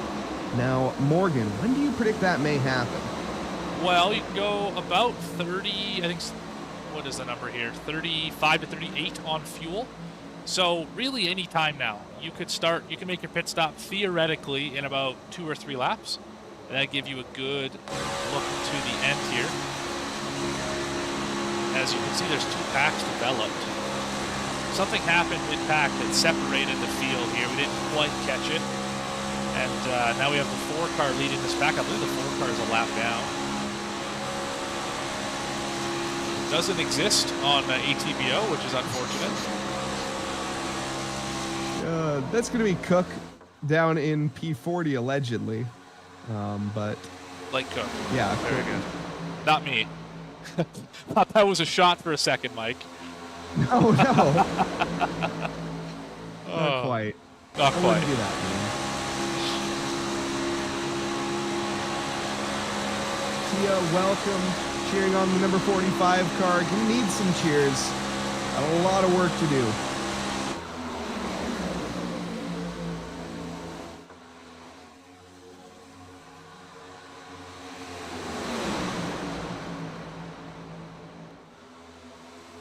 Still that outside not moving like we expected. Keeping with it, though, hasn't changed. The biggest thing is hasn't gone backwards. But if you're not going forwards in NASCAR, obviously you're going backwards. Well, they're hanging pretty good right now, and it's only going to get harder and harder for the inside to keep up because of how the tires are going to wear here. Everyone's going to start washing up the racetrack, and it's going to be difficult to not hit the fence. But we should be pitting here in the next 10 or so laps, I would imagine, anyway. So this will be an interesting look at it. Oh, big save by the 89. Wow. There was some movement and pedaling at the wheel. That's what I like to call a milking the cow moment right there. Swatting bees in there. Holy cow. But as you were mentioning, our race leader, Pickle Seinmer, has actually been on those tires for, I think, over 35 laps. So compared that to the drivers around, and it's going to be a bit of a disadvantage, but it's interesting because we're not seeing that disadvantage. The tires obviously are a massive factor. But Purple Sign, they're doing a great job to hold on currently. Yeah, the leader has the best situation with tires because they have a lot of air on the nose and it's able to keep that front end planted. It's everyone else on old tires. It's a problem as that 53 is in the wall. Contact Big there, hit and it for the looks like we have 53. some crashing. No pace car, though, just yet. I don't think it's going to be necessary.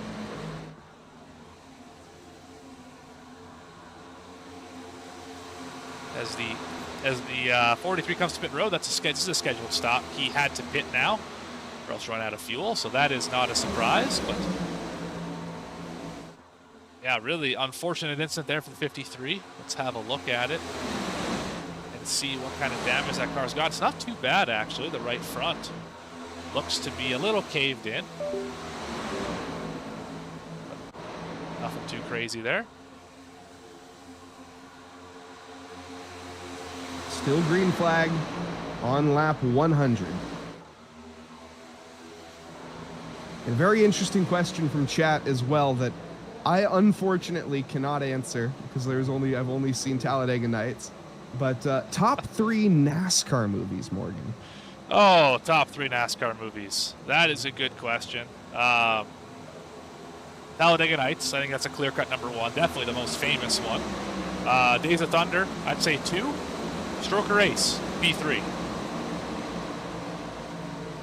Actually, a very similar outlook to what chat has, it seems. Yeah. I'd imagine, though, there can't be too many NASCAR movies. I think there's only 5 or 6. There's an IMAX documentary. I don't know, Richard Petty. And then there's some docuseries that come out recently. But we have issues in the back of the pack here.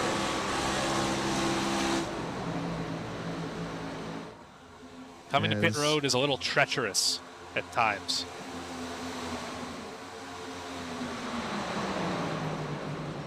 So we have somebody racking up here. Car into the wall. Safety car pace car is out. One of these days, I'll say it right. Who would that be? Oh, it's the 3. That's Romney. He's Sir, riding. you can't drive that way. He's riding. Let's have a look here, see if we can figure out what happened. 3 wide, not a good spot to be. And looks like, I don't know if that's a self-clear, if that was just a little tight. I'm not sure. We have a couple cars there trying to see who can drive backwards the fastest. 19 wins that race. But let's do a chopper cam of that. Let's see if we can figure out what happened there. So 3's on the bottom, 89 in the middle. Car on the outside, they're dooring each other. And then 3 comes up on the 89. Don't know if he realized there was a car there. And chop the nose, and obviously around all those cars go. Damage doesn't look too significant. A little bit of front end damage on the 3. But I think we will all carry on. Not the worst, but it does call for caution. 30 laps left. I think this might be the time we see all the drivers come into pit lane for their final stop, and it looks like we got movement in pit road. You can make it to the end from here. That is for sure. And drivers were just starting to pit. So there's a couple drivers, I believe the 24 was one of them, who had already made their pit stop. And this will help them out significantly as long as they weren't involved in that accident. So there were 2, I believe, I saw on one of our onboard shots, drivers coming to pit road. So we'll find out here once everything cycles through. Also, now that chat has mentioned it, the Erhardt story, I think I have seen that movie as well. Right. That's right. That's another good one, obviously. And there's also a Kyle Busch movie. They made the Kevin Harvick documentary. There's a Dale Jr. documentary, I believe. There are many, many NASCAR documentaries. I wouldn't know if I'd call those movies per se. That is a debate for chat, I suppose. I guess my top 3 would be Talladega Nights, Dale Earnhardt story, and then the NASCAR thing on Netflix that they just came out with, because that's all I've seen. So, sure, you know, it's a top 3 out of necessity, not a top 3 out of choice. What do you think, chat? But we also are seeing Talladega Nights, Earnhardt story, and Days of Thunder for Arcus. Right. Stroker Ace is number 3 for Chauncey. Looks like Days of Thunder, maybe number 1, maybe number 2. Yeah, I feel like pretty consistent in the top 3 for the most part. Now, Formula One movies. I could talk about those for a while, but Rush, probably the best Formula One movie, if not best racing movie out there. Yeah, I said it. I said it. Fight me.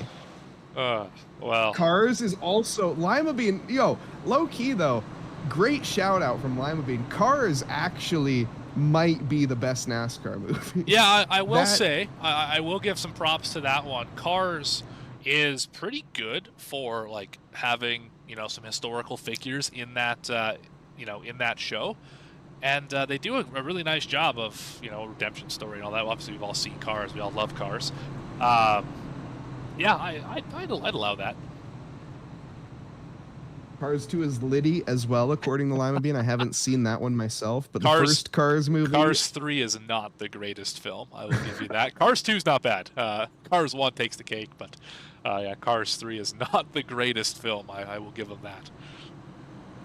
Cars was probably my favorite movie as a child. It was literally my motto, turn left to go right, as I grew up racing, and so I never forgot the words of Doc. Oh, man. The things you talk about on V-Speed, hey?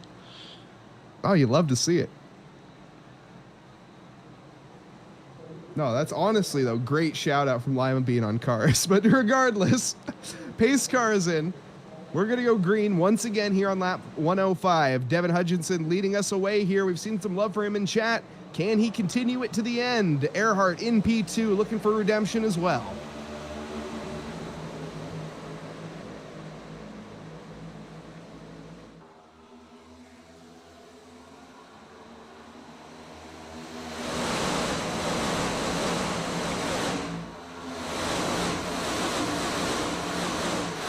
Going to be the time where these drivers maybe get a little bit more elbows out, as it's going to be green all the way to the end here, presumably. Obviously, we mentioned earlier there are 2 green-white checkered attempts.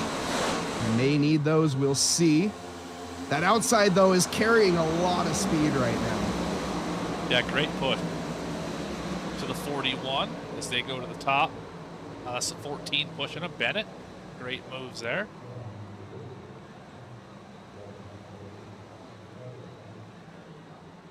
Caution is out. I missed that. Interesting. Yeah, caution immediately back out on lap 107. Looks like we've had some wrecking in the back. Don't see anything per se. Oh, there are a few cars that are slow. Let's do a little race rewind, see what we can find.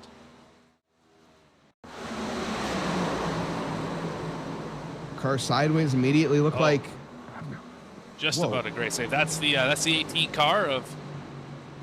Oh boy, Jacob, you're not going to like me for this one. We're just going to call you Jacob for now. How's that sound? Yeah, he had I don't want to call it a self-clear moment, but he got across the nose of the 3 car, and here we go. 3 peaks down to the bottom. You can see it there on your screen.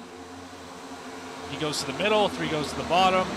Doesn't quite realize the 3 car is there, and around they go. 27 obviously involved in that little net code. Not too much damage on the 27, but yeah, that's how it happens sometimes. Everything gets shaken up into turn 1. And Sirkovich left back pretty much in the dust of the field. But what were you about to say? Look who showed up to the front of the field. We haven't talked about him since he was sandwiched in the fence. That's John Fike, everyone. Carson betting on Fike. We also have some cheers for Ryan in chat. Ryan currently in P4, going to be battling with John Fike. Ray, why do I keep saying Ryan? I'm so sorry, Ray. I've done it like 50 times now. I don't think he's too concerned. There he is right there. Look at that beard. A beard like that wouldn't be concerned. And you really enjoy your facial hair, don't you? Absolutely. I have a beard myself. How could I not? Goodness gracious. The beard, it gives extra horsepower. Okay. All right. What do you think, Chad? Beard give horsepower? Well, think about the purpose of hair. Hair is literally, it exists for friction reduction. Therefore, a beard is technically more aerodynamic with my argument. Don't try to prove me wrong or anything like that, and don't think about it too hard, but And we just saw our viewership tank. So for those of you who are still around, I'm kidding. Thanks everyone for watching tonight. Definitely appreciate all the support here live on V-Speed. And if you're enjoying the banter back and forth, the racing action on the screen, don't forget to like and subscribe to V-Speed. So it's free, never miss a moment of the action. And we are live pretty much every week, or every day, sorry. We're definitely live every week here on Wednesdays with Racing Revolution, the Chapman Environmental Cup Series, among many other leagues throughout the week, all sorts of disciplines as well. So give us a subscribe if you're interested. Now, I just saw a Hot Wheels car drive over what I think is the center thing. Are we going to see a potential penalty there? Well, let's... like I said, I don't fully understand this rule as a non-NASCAR necessarily super fan. So was that a violation? I'm not trying to be a stickler for the rules. Well, let's but I'm do just trying to clear it up a quick myself. replay. That's a great question. Let's replay. Oh, we're a little not quite there enough. No, he did not run over the box, so he is okay. Okay. All right. Okay, we are Good good to know. there. And of course, a driver does not have to take the penalty right now. It's wise to. If you take it after the race, as Tim McDonald found out, you will incur a points penalty and have your finishing position stripped from you at the end of the race. So definitely a good idea to not, or to serve your penalty right here at the racetrack. Pace car lights are out. Pace car is in. Green flag in the air here as we get ready to resume for the Land and Sea NSB 200 on lap 110, and we are green, green, green once again.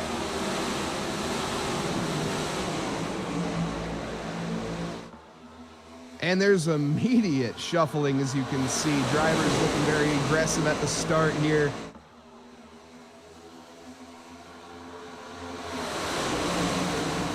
I sense a potential another caution before the end of this race, Morgan, as we see these drivers really pushing each other.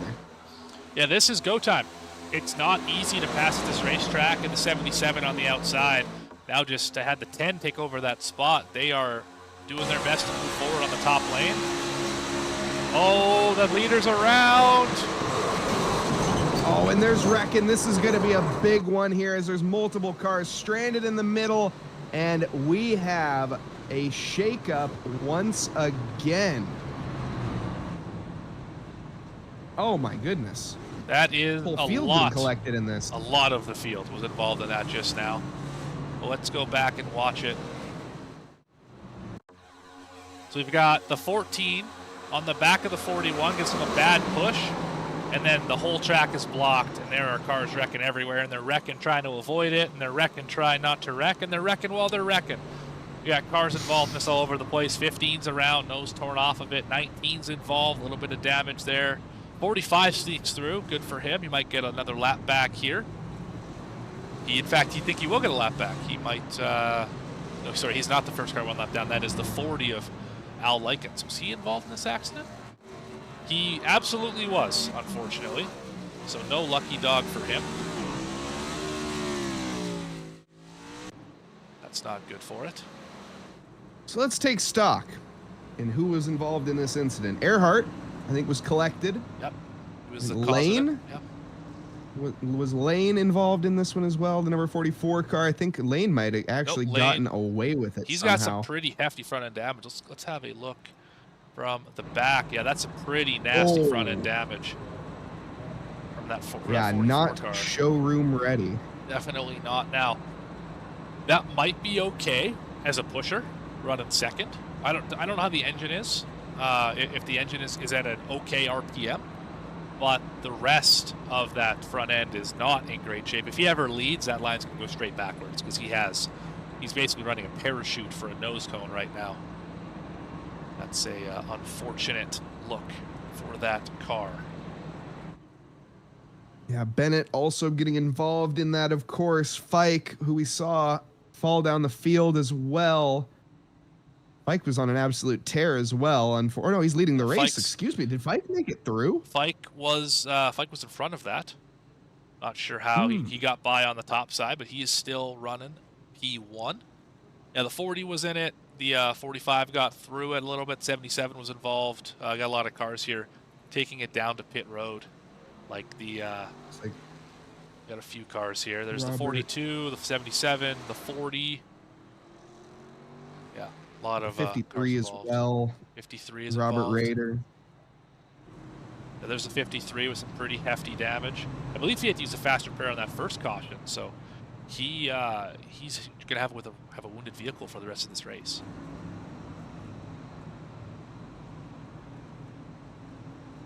Well, it's been a bit of chaos here. We've seen our fair share of cautions. 15 laps to go. I suspect we may see another. We have, I think it's I'm not sure which commentator. One of the commentators, though, in the actual Atlanta race made a great comparison as these maniacs. I think was the word that he used. I believe that was And, Kevin yeah, Harvick who said that. Yeah. It was. I think that's what we're seeing here tonight.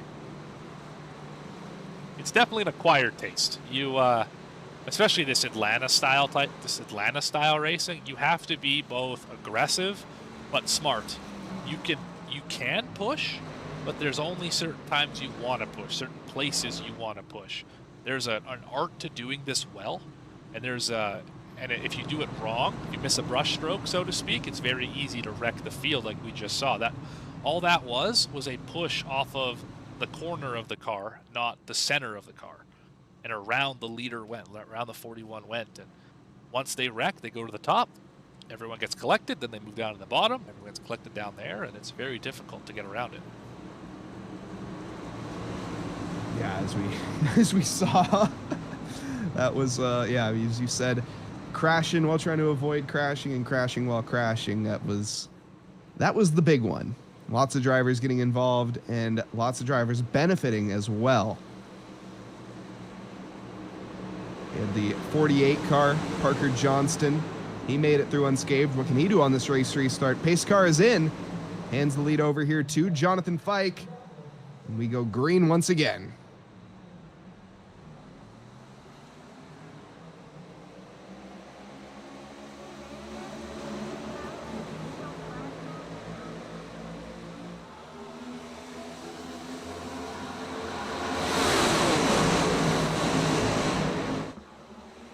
John Fike there putting out a big block to the high line there. Does get a nice shove though as a result. Car is 3 wide in the mid pack and we're wrecking again. And the pace car will surely make its way back on our track without even a lap going by. 41 car getting collected, the 27 getting involved. Looks like we have the 40. No, that's the 12.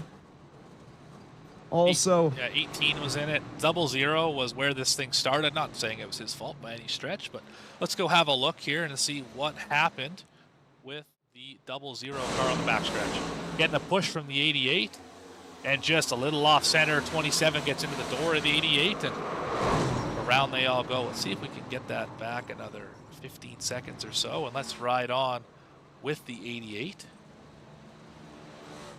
Let's have a look at it here.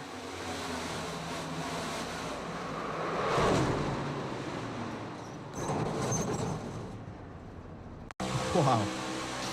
Great avoidance there from whoever that was. Here we're pushing the 00, and all of a sudden, car in his door, 27, and 66 is in it, and their 41 just got clipped right at the end. Yeah, that's my bad. That's how he it works. Did not avoid. No, he unfortunately did not. Now, good shot of the pit. Good shot of the pit stall from the 88 car. That's not what you want to see. No, John Fike though, probably going to be pretty happy with this. I think the more laps under pace car, that less laps he has to be under threat. I would agree with that. Who's also enjoying this right now is Ray Lane, sitting in P3 and looking pretty calm, pretty collected right now. He looks extremely relaxed. Just He getting does. heat into those tires. You can bet. see, first off, look at how much he's turning the wheel and how little that car is actually turning. Obviously, that's all real time. But that just shows you these cars are not necessarily the most grippy, That's right. especially with the front end there. The rack and pinion steering, there's a lot of play in it. It's the only car I can think of on the oval surface, and again, correct me if I'm wrong, ARCA might have it too, that has a rack and pinion steering system, which is just different type than a steering box. Steering box, you turn the wheel and it instantly you feel the wheel moving. Rack and pinion, it takes a little bit for the wheel to start moving, and it often will catch you by surprise if you're sliding. It's very difficult to keep the car from turning right back into the fence. Very fascinating. Also, just with the new technologies coming out nowadays, obviously, the Tesla Cybertruck coming out has the turn-by-wire or wheel-by-wire, whatever you want to call it, which is just absolutely fascinating. I'm sure we'll see that eventually adapted into racing.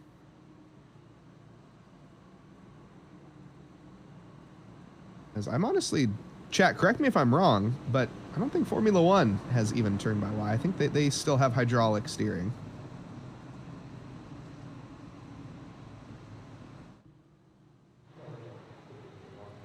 But that's neither here nor there. The pace car lights are out. We got one more corner to go before the car peels in and we go back green again. Question is, for how long? Well, at the most, 10 laps, as we're going to have 10 laps to go here on race restart.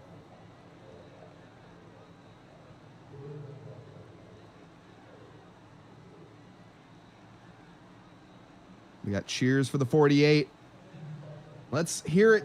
Anyone left in chat here? I know we have quite a few people actually watching right now, so welcome everybody. Do hit that like and subscribe button. Let's hear who you're supporting on this, what should hopefully be the final race restart. Pace car peels in. John Fike on pole with Ray Lane in second. And we get ready here to go green once again, and we are green, green, green. Massive checkup back here, and they're already around. Wrecking. That was the one Pace car car's was out. involved in that, but there was a big checkup on the restart. I think everyone probably saw that one, and it just caused some issues for some of these drivers. And you cannot park there, sir. Definitely needing to, well, the ticket. What somebody called to give us. Oh, there you go. Immediately, you can see just a misread of the situation. Car didn't quite get off in time. Checked up, and there really wasn't much that we see here that Matt Robinson could have done. And you can see this start in like the third car on the inside. Somebody just doesn't get a good launch here, and then you'll see the. I believe it's the 7 in front of them. There we go. Somebody gets a bad start. 7 goes to the outside and then comes back in. They're all checking up, and got cars bouncing off other cars. It's restarts. That was probably somebody. We mentioned it earlier, doing a first gear start. And what that does is it allows you to get a really nice launch if you're the first couple rows. Allows you to really get some good torque to the rear tires, drop it into second and go. What it does for everybody behind you is you have that quick shift, and if you miss it, if you don't time it quite right, or you stab the throttle at the wrong time, it'll bog the car down and you won't be able to get it up into second. And then that means you're slow. Everyone behind you who's already on the throttle has to brake. The cars on behind them who are on the throttle more have to brake harder, and you get that accordion effect that causes the whole field, that whole line, to wipe out. And on both sides. Yeah, very well. Oh, very well said.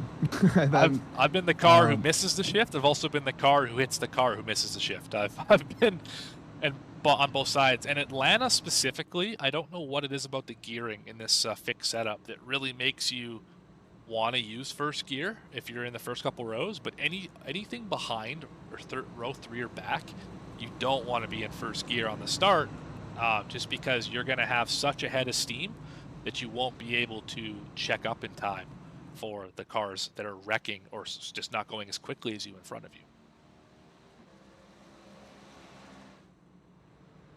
And hopefully we can avoid that once again here, as Carson had pointed out. It was not the last caution, as I had I think that's another commentator curse. How many is that? 2, 3 now? Chat, what do you think? 2 or 3 in this race. Look, I'm slightly known for it. It is what it is. Yeah, that's how it It goes. happens. That is how it goes. And this race is going to go on all night at this rate, says Lima Bean. Hey, what's wrong with that? That's just more content. Of course, this is all free content here on V-Speed, so I'd say soak it up. Well, the good news is, Lima Bean, there are only 8 scheduled laps to go. Green White Checkers could, of course, make that number higher, but I wouldn't be too worried about that. Good shot of that restart zone right there. Everyone's missing it so far. The choose. Choose, that's right. Just don't want to drive over where the checkered flag meets the red line. They are avoiding it like no other. Well, Yes. I mean, you live and learn, right? Obviously, we Right. had, I think, 2 penalties last week Yeah, involving I believe the 53 had a penalty coming to the final restart. In fact, same choose cone rule. So, yeah, don't want to run over that box. an easy penalty to prevent and just requires a little bit of awareness. We got work in the morning, says Lima Bean. So do I, Lima Bean. So do I. Yeah, exactly. I don't You're know. not the only one. I don't know what's going on at the back of the field here. 45 is all the way down to the inside.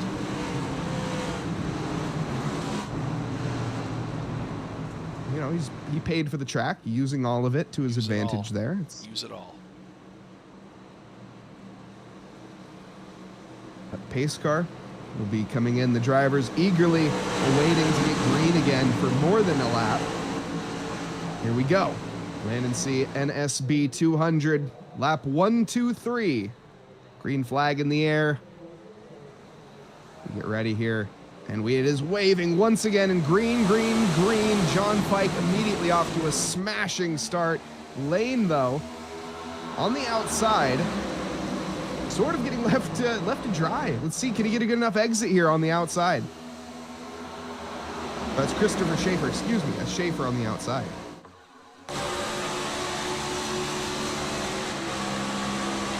And what a run they got.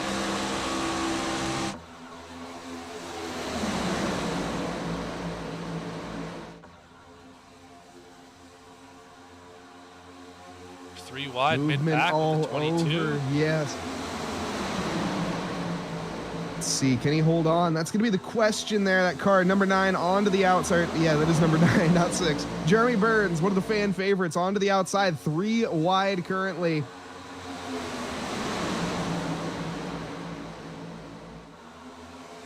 Still 3 wide in the banking. Car in the middle needs to find its spot here as they come onto the straight. Might get stranded up. Whoa, as they check up 4 wide, there's contact. We're back 4 wide. It looks like we have crashing again. Oh, 39's up in the air. Oh, no. Getting a lift you can't on the park 3. there. That's not the way. Oh, That my is goodness. definitely not the parking spot you want to see. Oh, The my 39 goodness. car gets ejected. Grant Turner. And that car's all sorts of destroyed here. Just got shuffled out of line into the 3, who's been involved in so many incidents tonight. And the 3 got turned off the 48 into the 39, and around they go. 84's involved. Looks like minimal damage there for him. Yep. And then, yeah, we saw the 39 hitching a ride. Hitching a ride. That's not what you expect to see. Bit of a symbiotic relationship there from the 39. Well, this would strike me as green-white checker territory. By the time Yeah, they I'd get say everything so. sorted out, we should have about 2 to go. Might be a natural green-white checker, not exactly sure. At the rate these guys are racing, we'll see if there's going to be maybe, I almost assure we're going to be going into overtime tonight. Well, John Fike, though, has been fairly collected. How about a quick Led how many rundown? laps? Yeah, we can do that, sure. Let's have a look here. Let's see where everyone's running with 3 to go. John Fike leading the race, has led 16 laps so far, started in P13, a bit of a tell for this race. Ryan Lane in second in that number 44, started in third, remains in second. I think one of the few drivers in the top 5 that's still in the top 5. We have Kyle Diaz bringing up P3 in the number 26, started in P23, now up to third. Back and forth, it is going to be Wayne Lowe, the number 34 in P4. And behind him, it is going to be Christopher Schaefer in that number 23, started in 12th up to 5th. Tay McDonald has made quite a recovery from being in the outside wall as the second place car. He's running in P6 where he started. Michael Call, the 89 car, he started 21st up to 7th. See if he can make up the other third of the field right here. Caleb Gilbert running P8 in the 54. He's been involved in a few things today, but he keeps on trucking. Parker Johnson, he was involved in that last accident, minimally, but he was still there. Started 36th, running in 9th. And rounding into top 10 is Jeremy Burns. Started 4th, led 28 laps. He will see if he can move up 9 more spots to grab the victory here tonight. Nick Alves in P11 with Peyton Presley company in 12th. Jeffrey Israel going to be in 13th. Justice Murphy 14th and Travis Gilbert in 15th. We got Carter Linz in 16th, Alex Forget Barabé in 19th, and please do correct me, Chad, if I got that one wrong. We got Picklesheimer in 18th, Sam Taylor is 19th, and Kevin Orlando Jr. is in 20th. Now, how much more do we have to go here? Are the pace car lights still rolling? We got about 15 cars left. All right, James Loveland in P21 with Jacob Serevich in 22nd. Dustin Reinstedt, our previous race winner, in 23rd. Nicholas Schell in 24th. And Christian Brensnook in P25. Michael Bennett, 26th. David Hudgens in 27th. Matt Robinson, 28th. Trevor Erhardt caught up in a lot of things tonight, 29th. Robert Rader in 30th.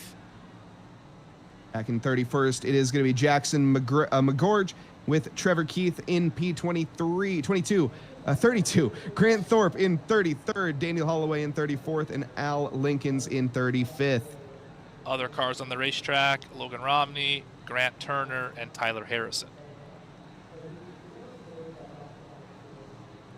And it looks like you did, in fact, nail that pronunciation.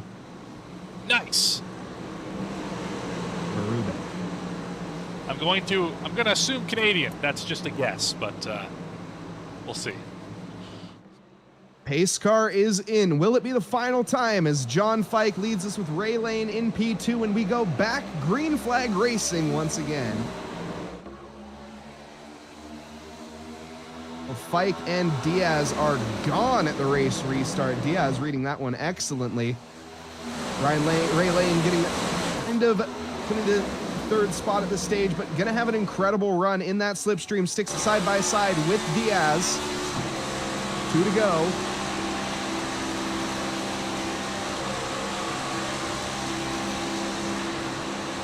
Wide here as we go. The 26 car, Diaz, left with nowhere to go. I think there's a little bit of contact. Car is wide, but saves it. And up at the front, the number 10 of John Fike is sideways. And this is the big one. We're on the white flag lap, though. We remain green here as Michael Call, has found himself in the race lead here on the final lap. Hasn't led a single lap this entire race. Gilbert, the number 54, to the outside. Will he be able to carry that momentum enough? I'm not sure he will. He has the slipstream, he has the run. But as we come to the line here of the Land & Sea NSB 200, it is going to be your race winner, Michael Call. That last lap brought to you by Erhardt Homes. Love where you live. Wow, that was an exciting one. Yes, it was. Michael Call takes the win. Caleb Gilbert in second, and Tay McDonald somehow comes home in third.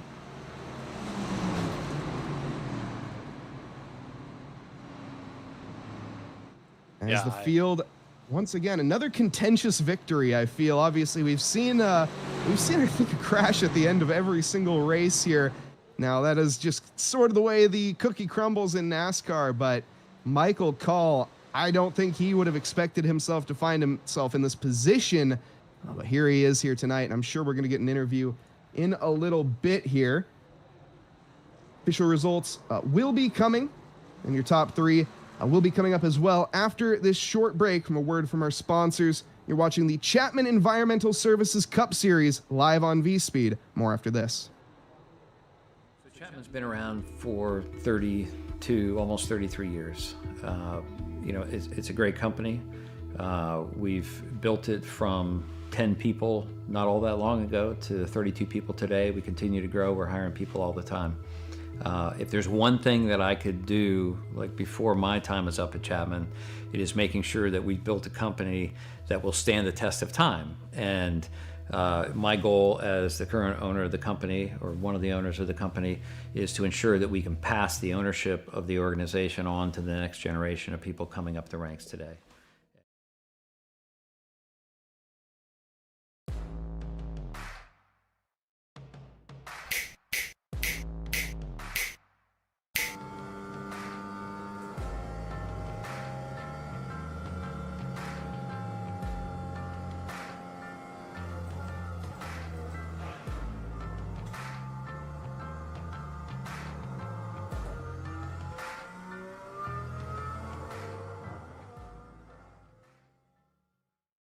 One area of our business where we impact the local communities pretty heavily is the school systems.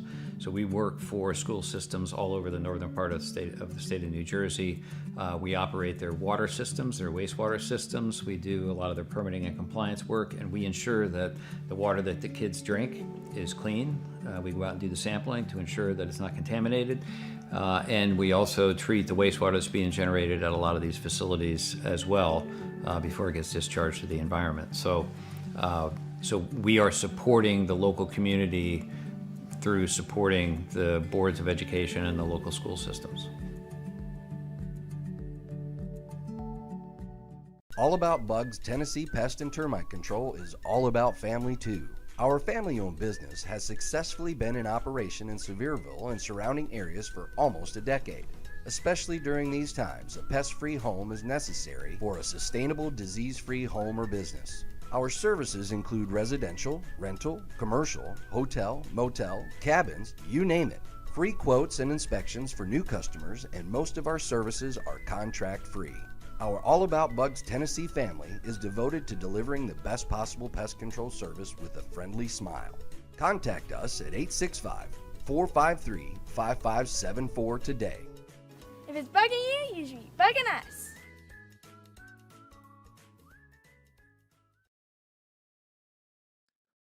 Welcome back, race fans. Something a little different.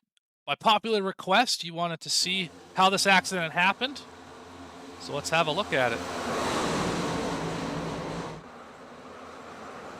It's very hard to digest exactly what happened, but it looked like there was just a little bit of contact, as we've seen so much, with a little push on the wrong side of the car. And the trickle-down effect, well, it trickled quite quickly. Yeah, they were all in it. I think there were 5 cars that were not involved in that accident. And good run to the finish between the 89 and the 54. They both had a shot at it here. Good block, and Michael Call came home with the victory.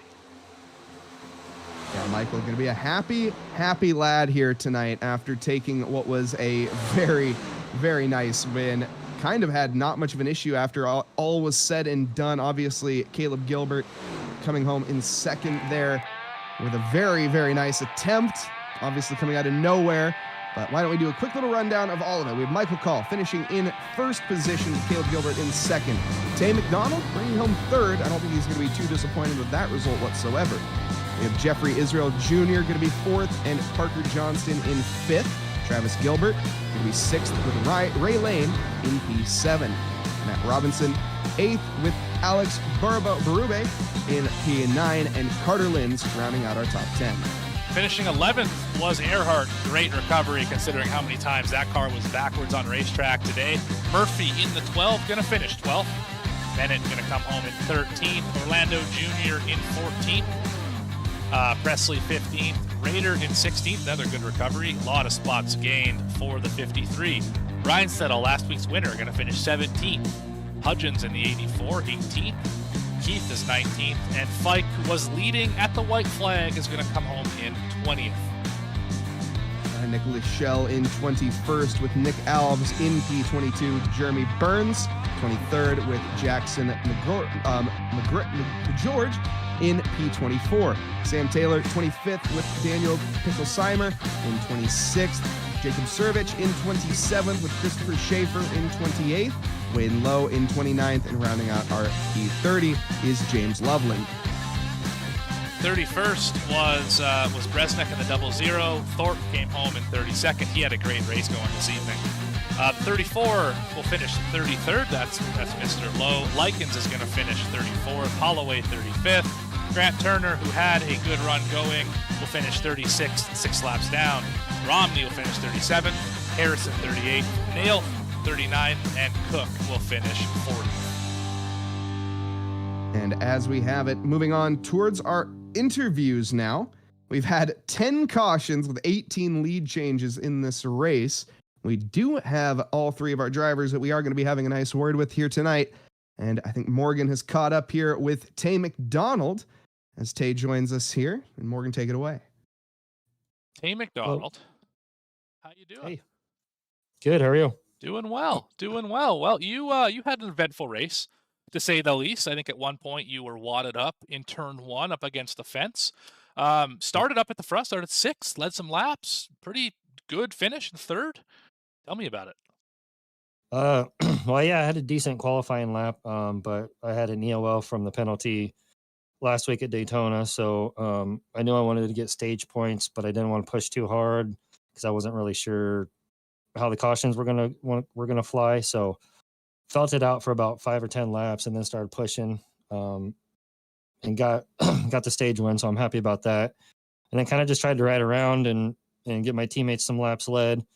Yeah, and I was just riding there on the high line, and all of a sudden a car just comes from the left side and I'm into the wall. So not really sure what happened there, but I still had my fast repair, so I was able to get that taken care of and just limp it to the end. Right on. Yeah, fast repairs were definitely a thing to have tonight. A lot of cars got wadded up at different times. A lot like that Cup race on Sunday. So you ran the top line a lot, you said. Was that your preferred line, or would you have preferred to be on the bottom for most of this race? No, I wanted to run that middle to top line. I just feel like you can kind of control your own pace at that point. When me and Ray got hooked up there, we ran that top line and it just was really a lot more comfortable. I feel like you were going to burn more tire trying to get it down to that red and white line. So just conserving tires where you can and just trying to be smart. Yeah, that's what it looked like, was those cars on the bottom after the long runs were starting to wash up quite a bit up into the top lane where you were running and making good time up there, I might add. Anyone you want to shout out or thank for this 3rd place finish here at Hotlanta?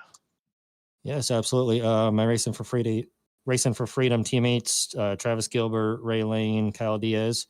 I want to thank Chapman Environmental Services, Buttkicker, Ultimate Exterior Lighting, Coastal Financial, Erhardt Homes, All About Bugs, my grandma, Linda DeFries, and of course the big guy upstairs. So I'm excited to go to a real track next week. I'm done with these super speedways.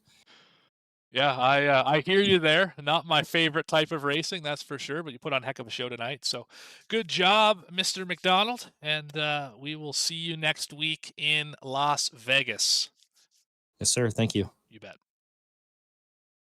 And as we move on up next, it is going to be Caleb Gilbert, who I've had a chance to talk with. Caleb, first off, how's it going?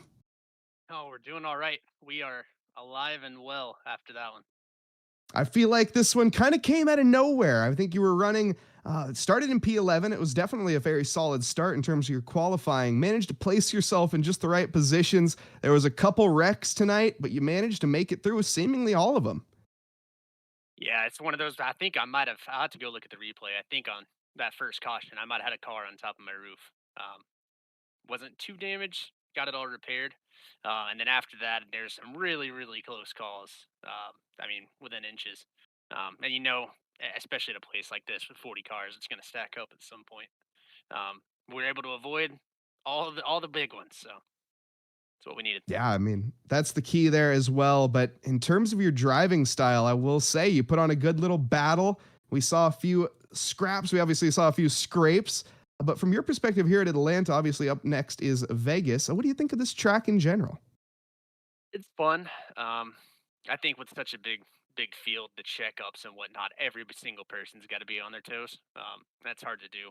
I'm very excited to get away from the plate racing. I don't like it, um, but it's fun at times. In moderation. Having back to backs a little crazy. Thanks NASCAR. But I can't wait for Vegas. Awesome. Well, I can't myself either. But now, before we move on, Caleb, is there anyone you'd like to thank? All the sponsors of the league, Chapman Environmental, Coastal Financial, Buttkicker, everybody that helps put this on. You guys, most importantly, up in the booth.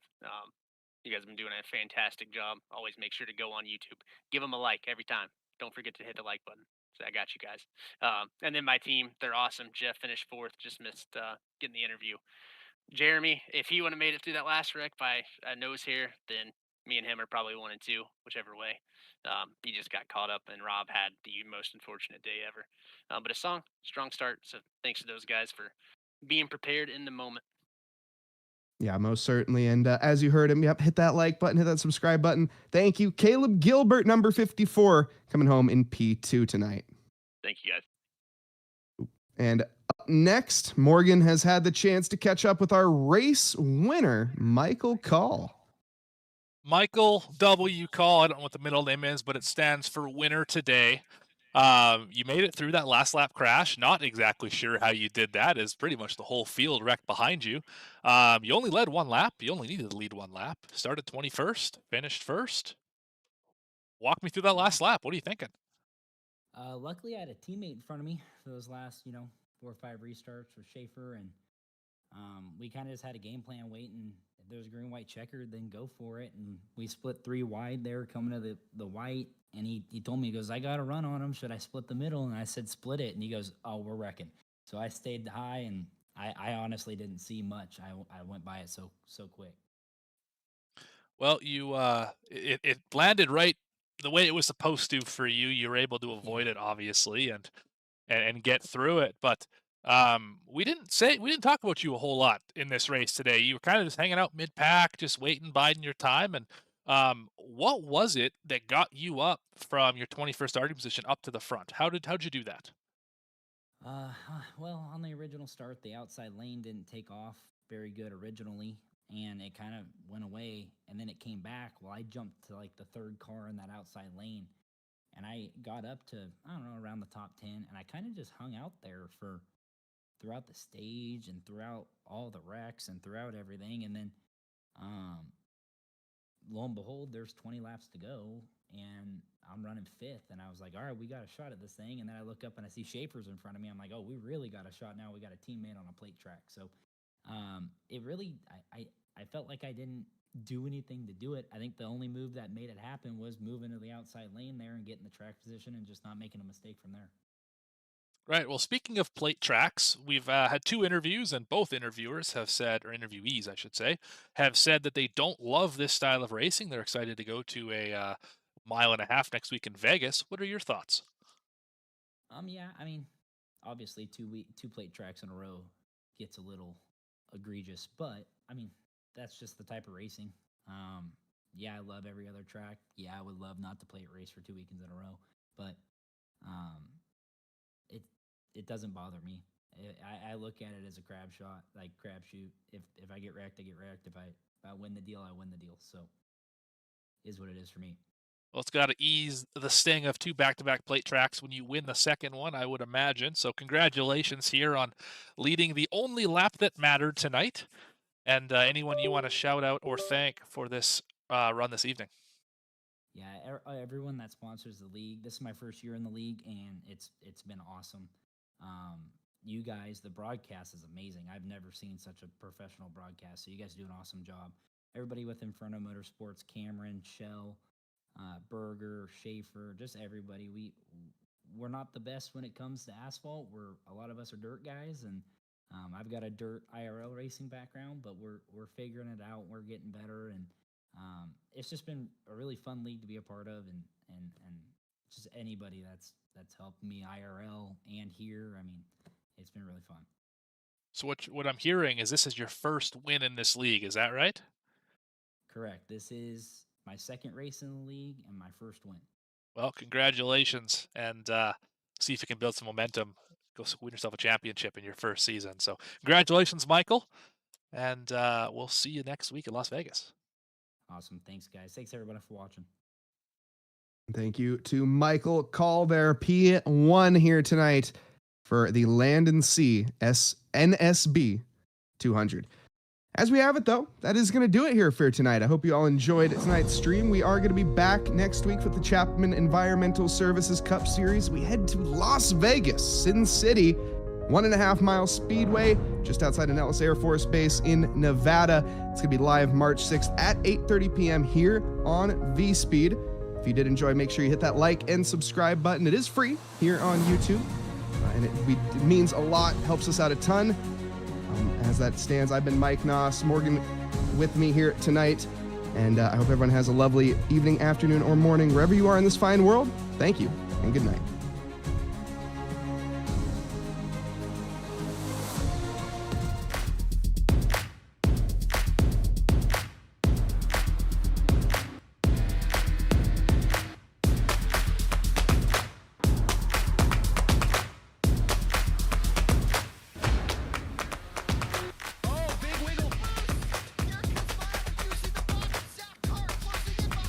And here comes Milo. Big run out of 4. He's going to be there. Tristan Marty's there. Cannot count out to 37. Oh! The world gets burned! Cabot, where did he come from? Here comes Dweck. A push from the 33. It's a drag race.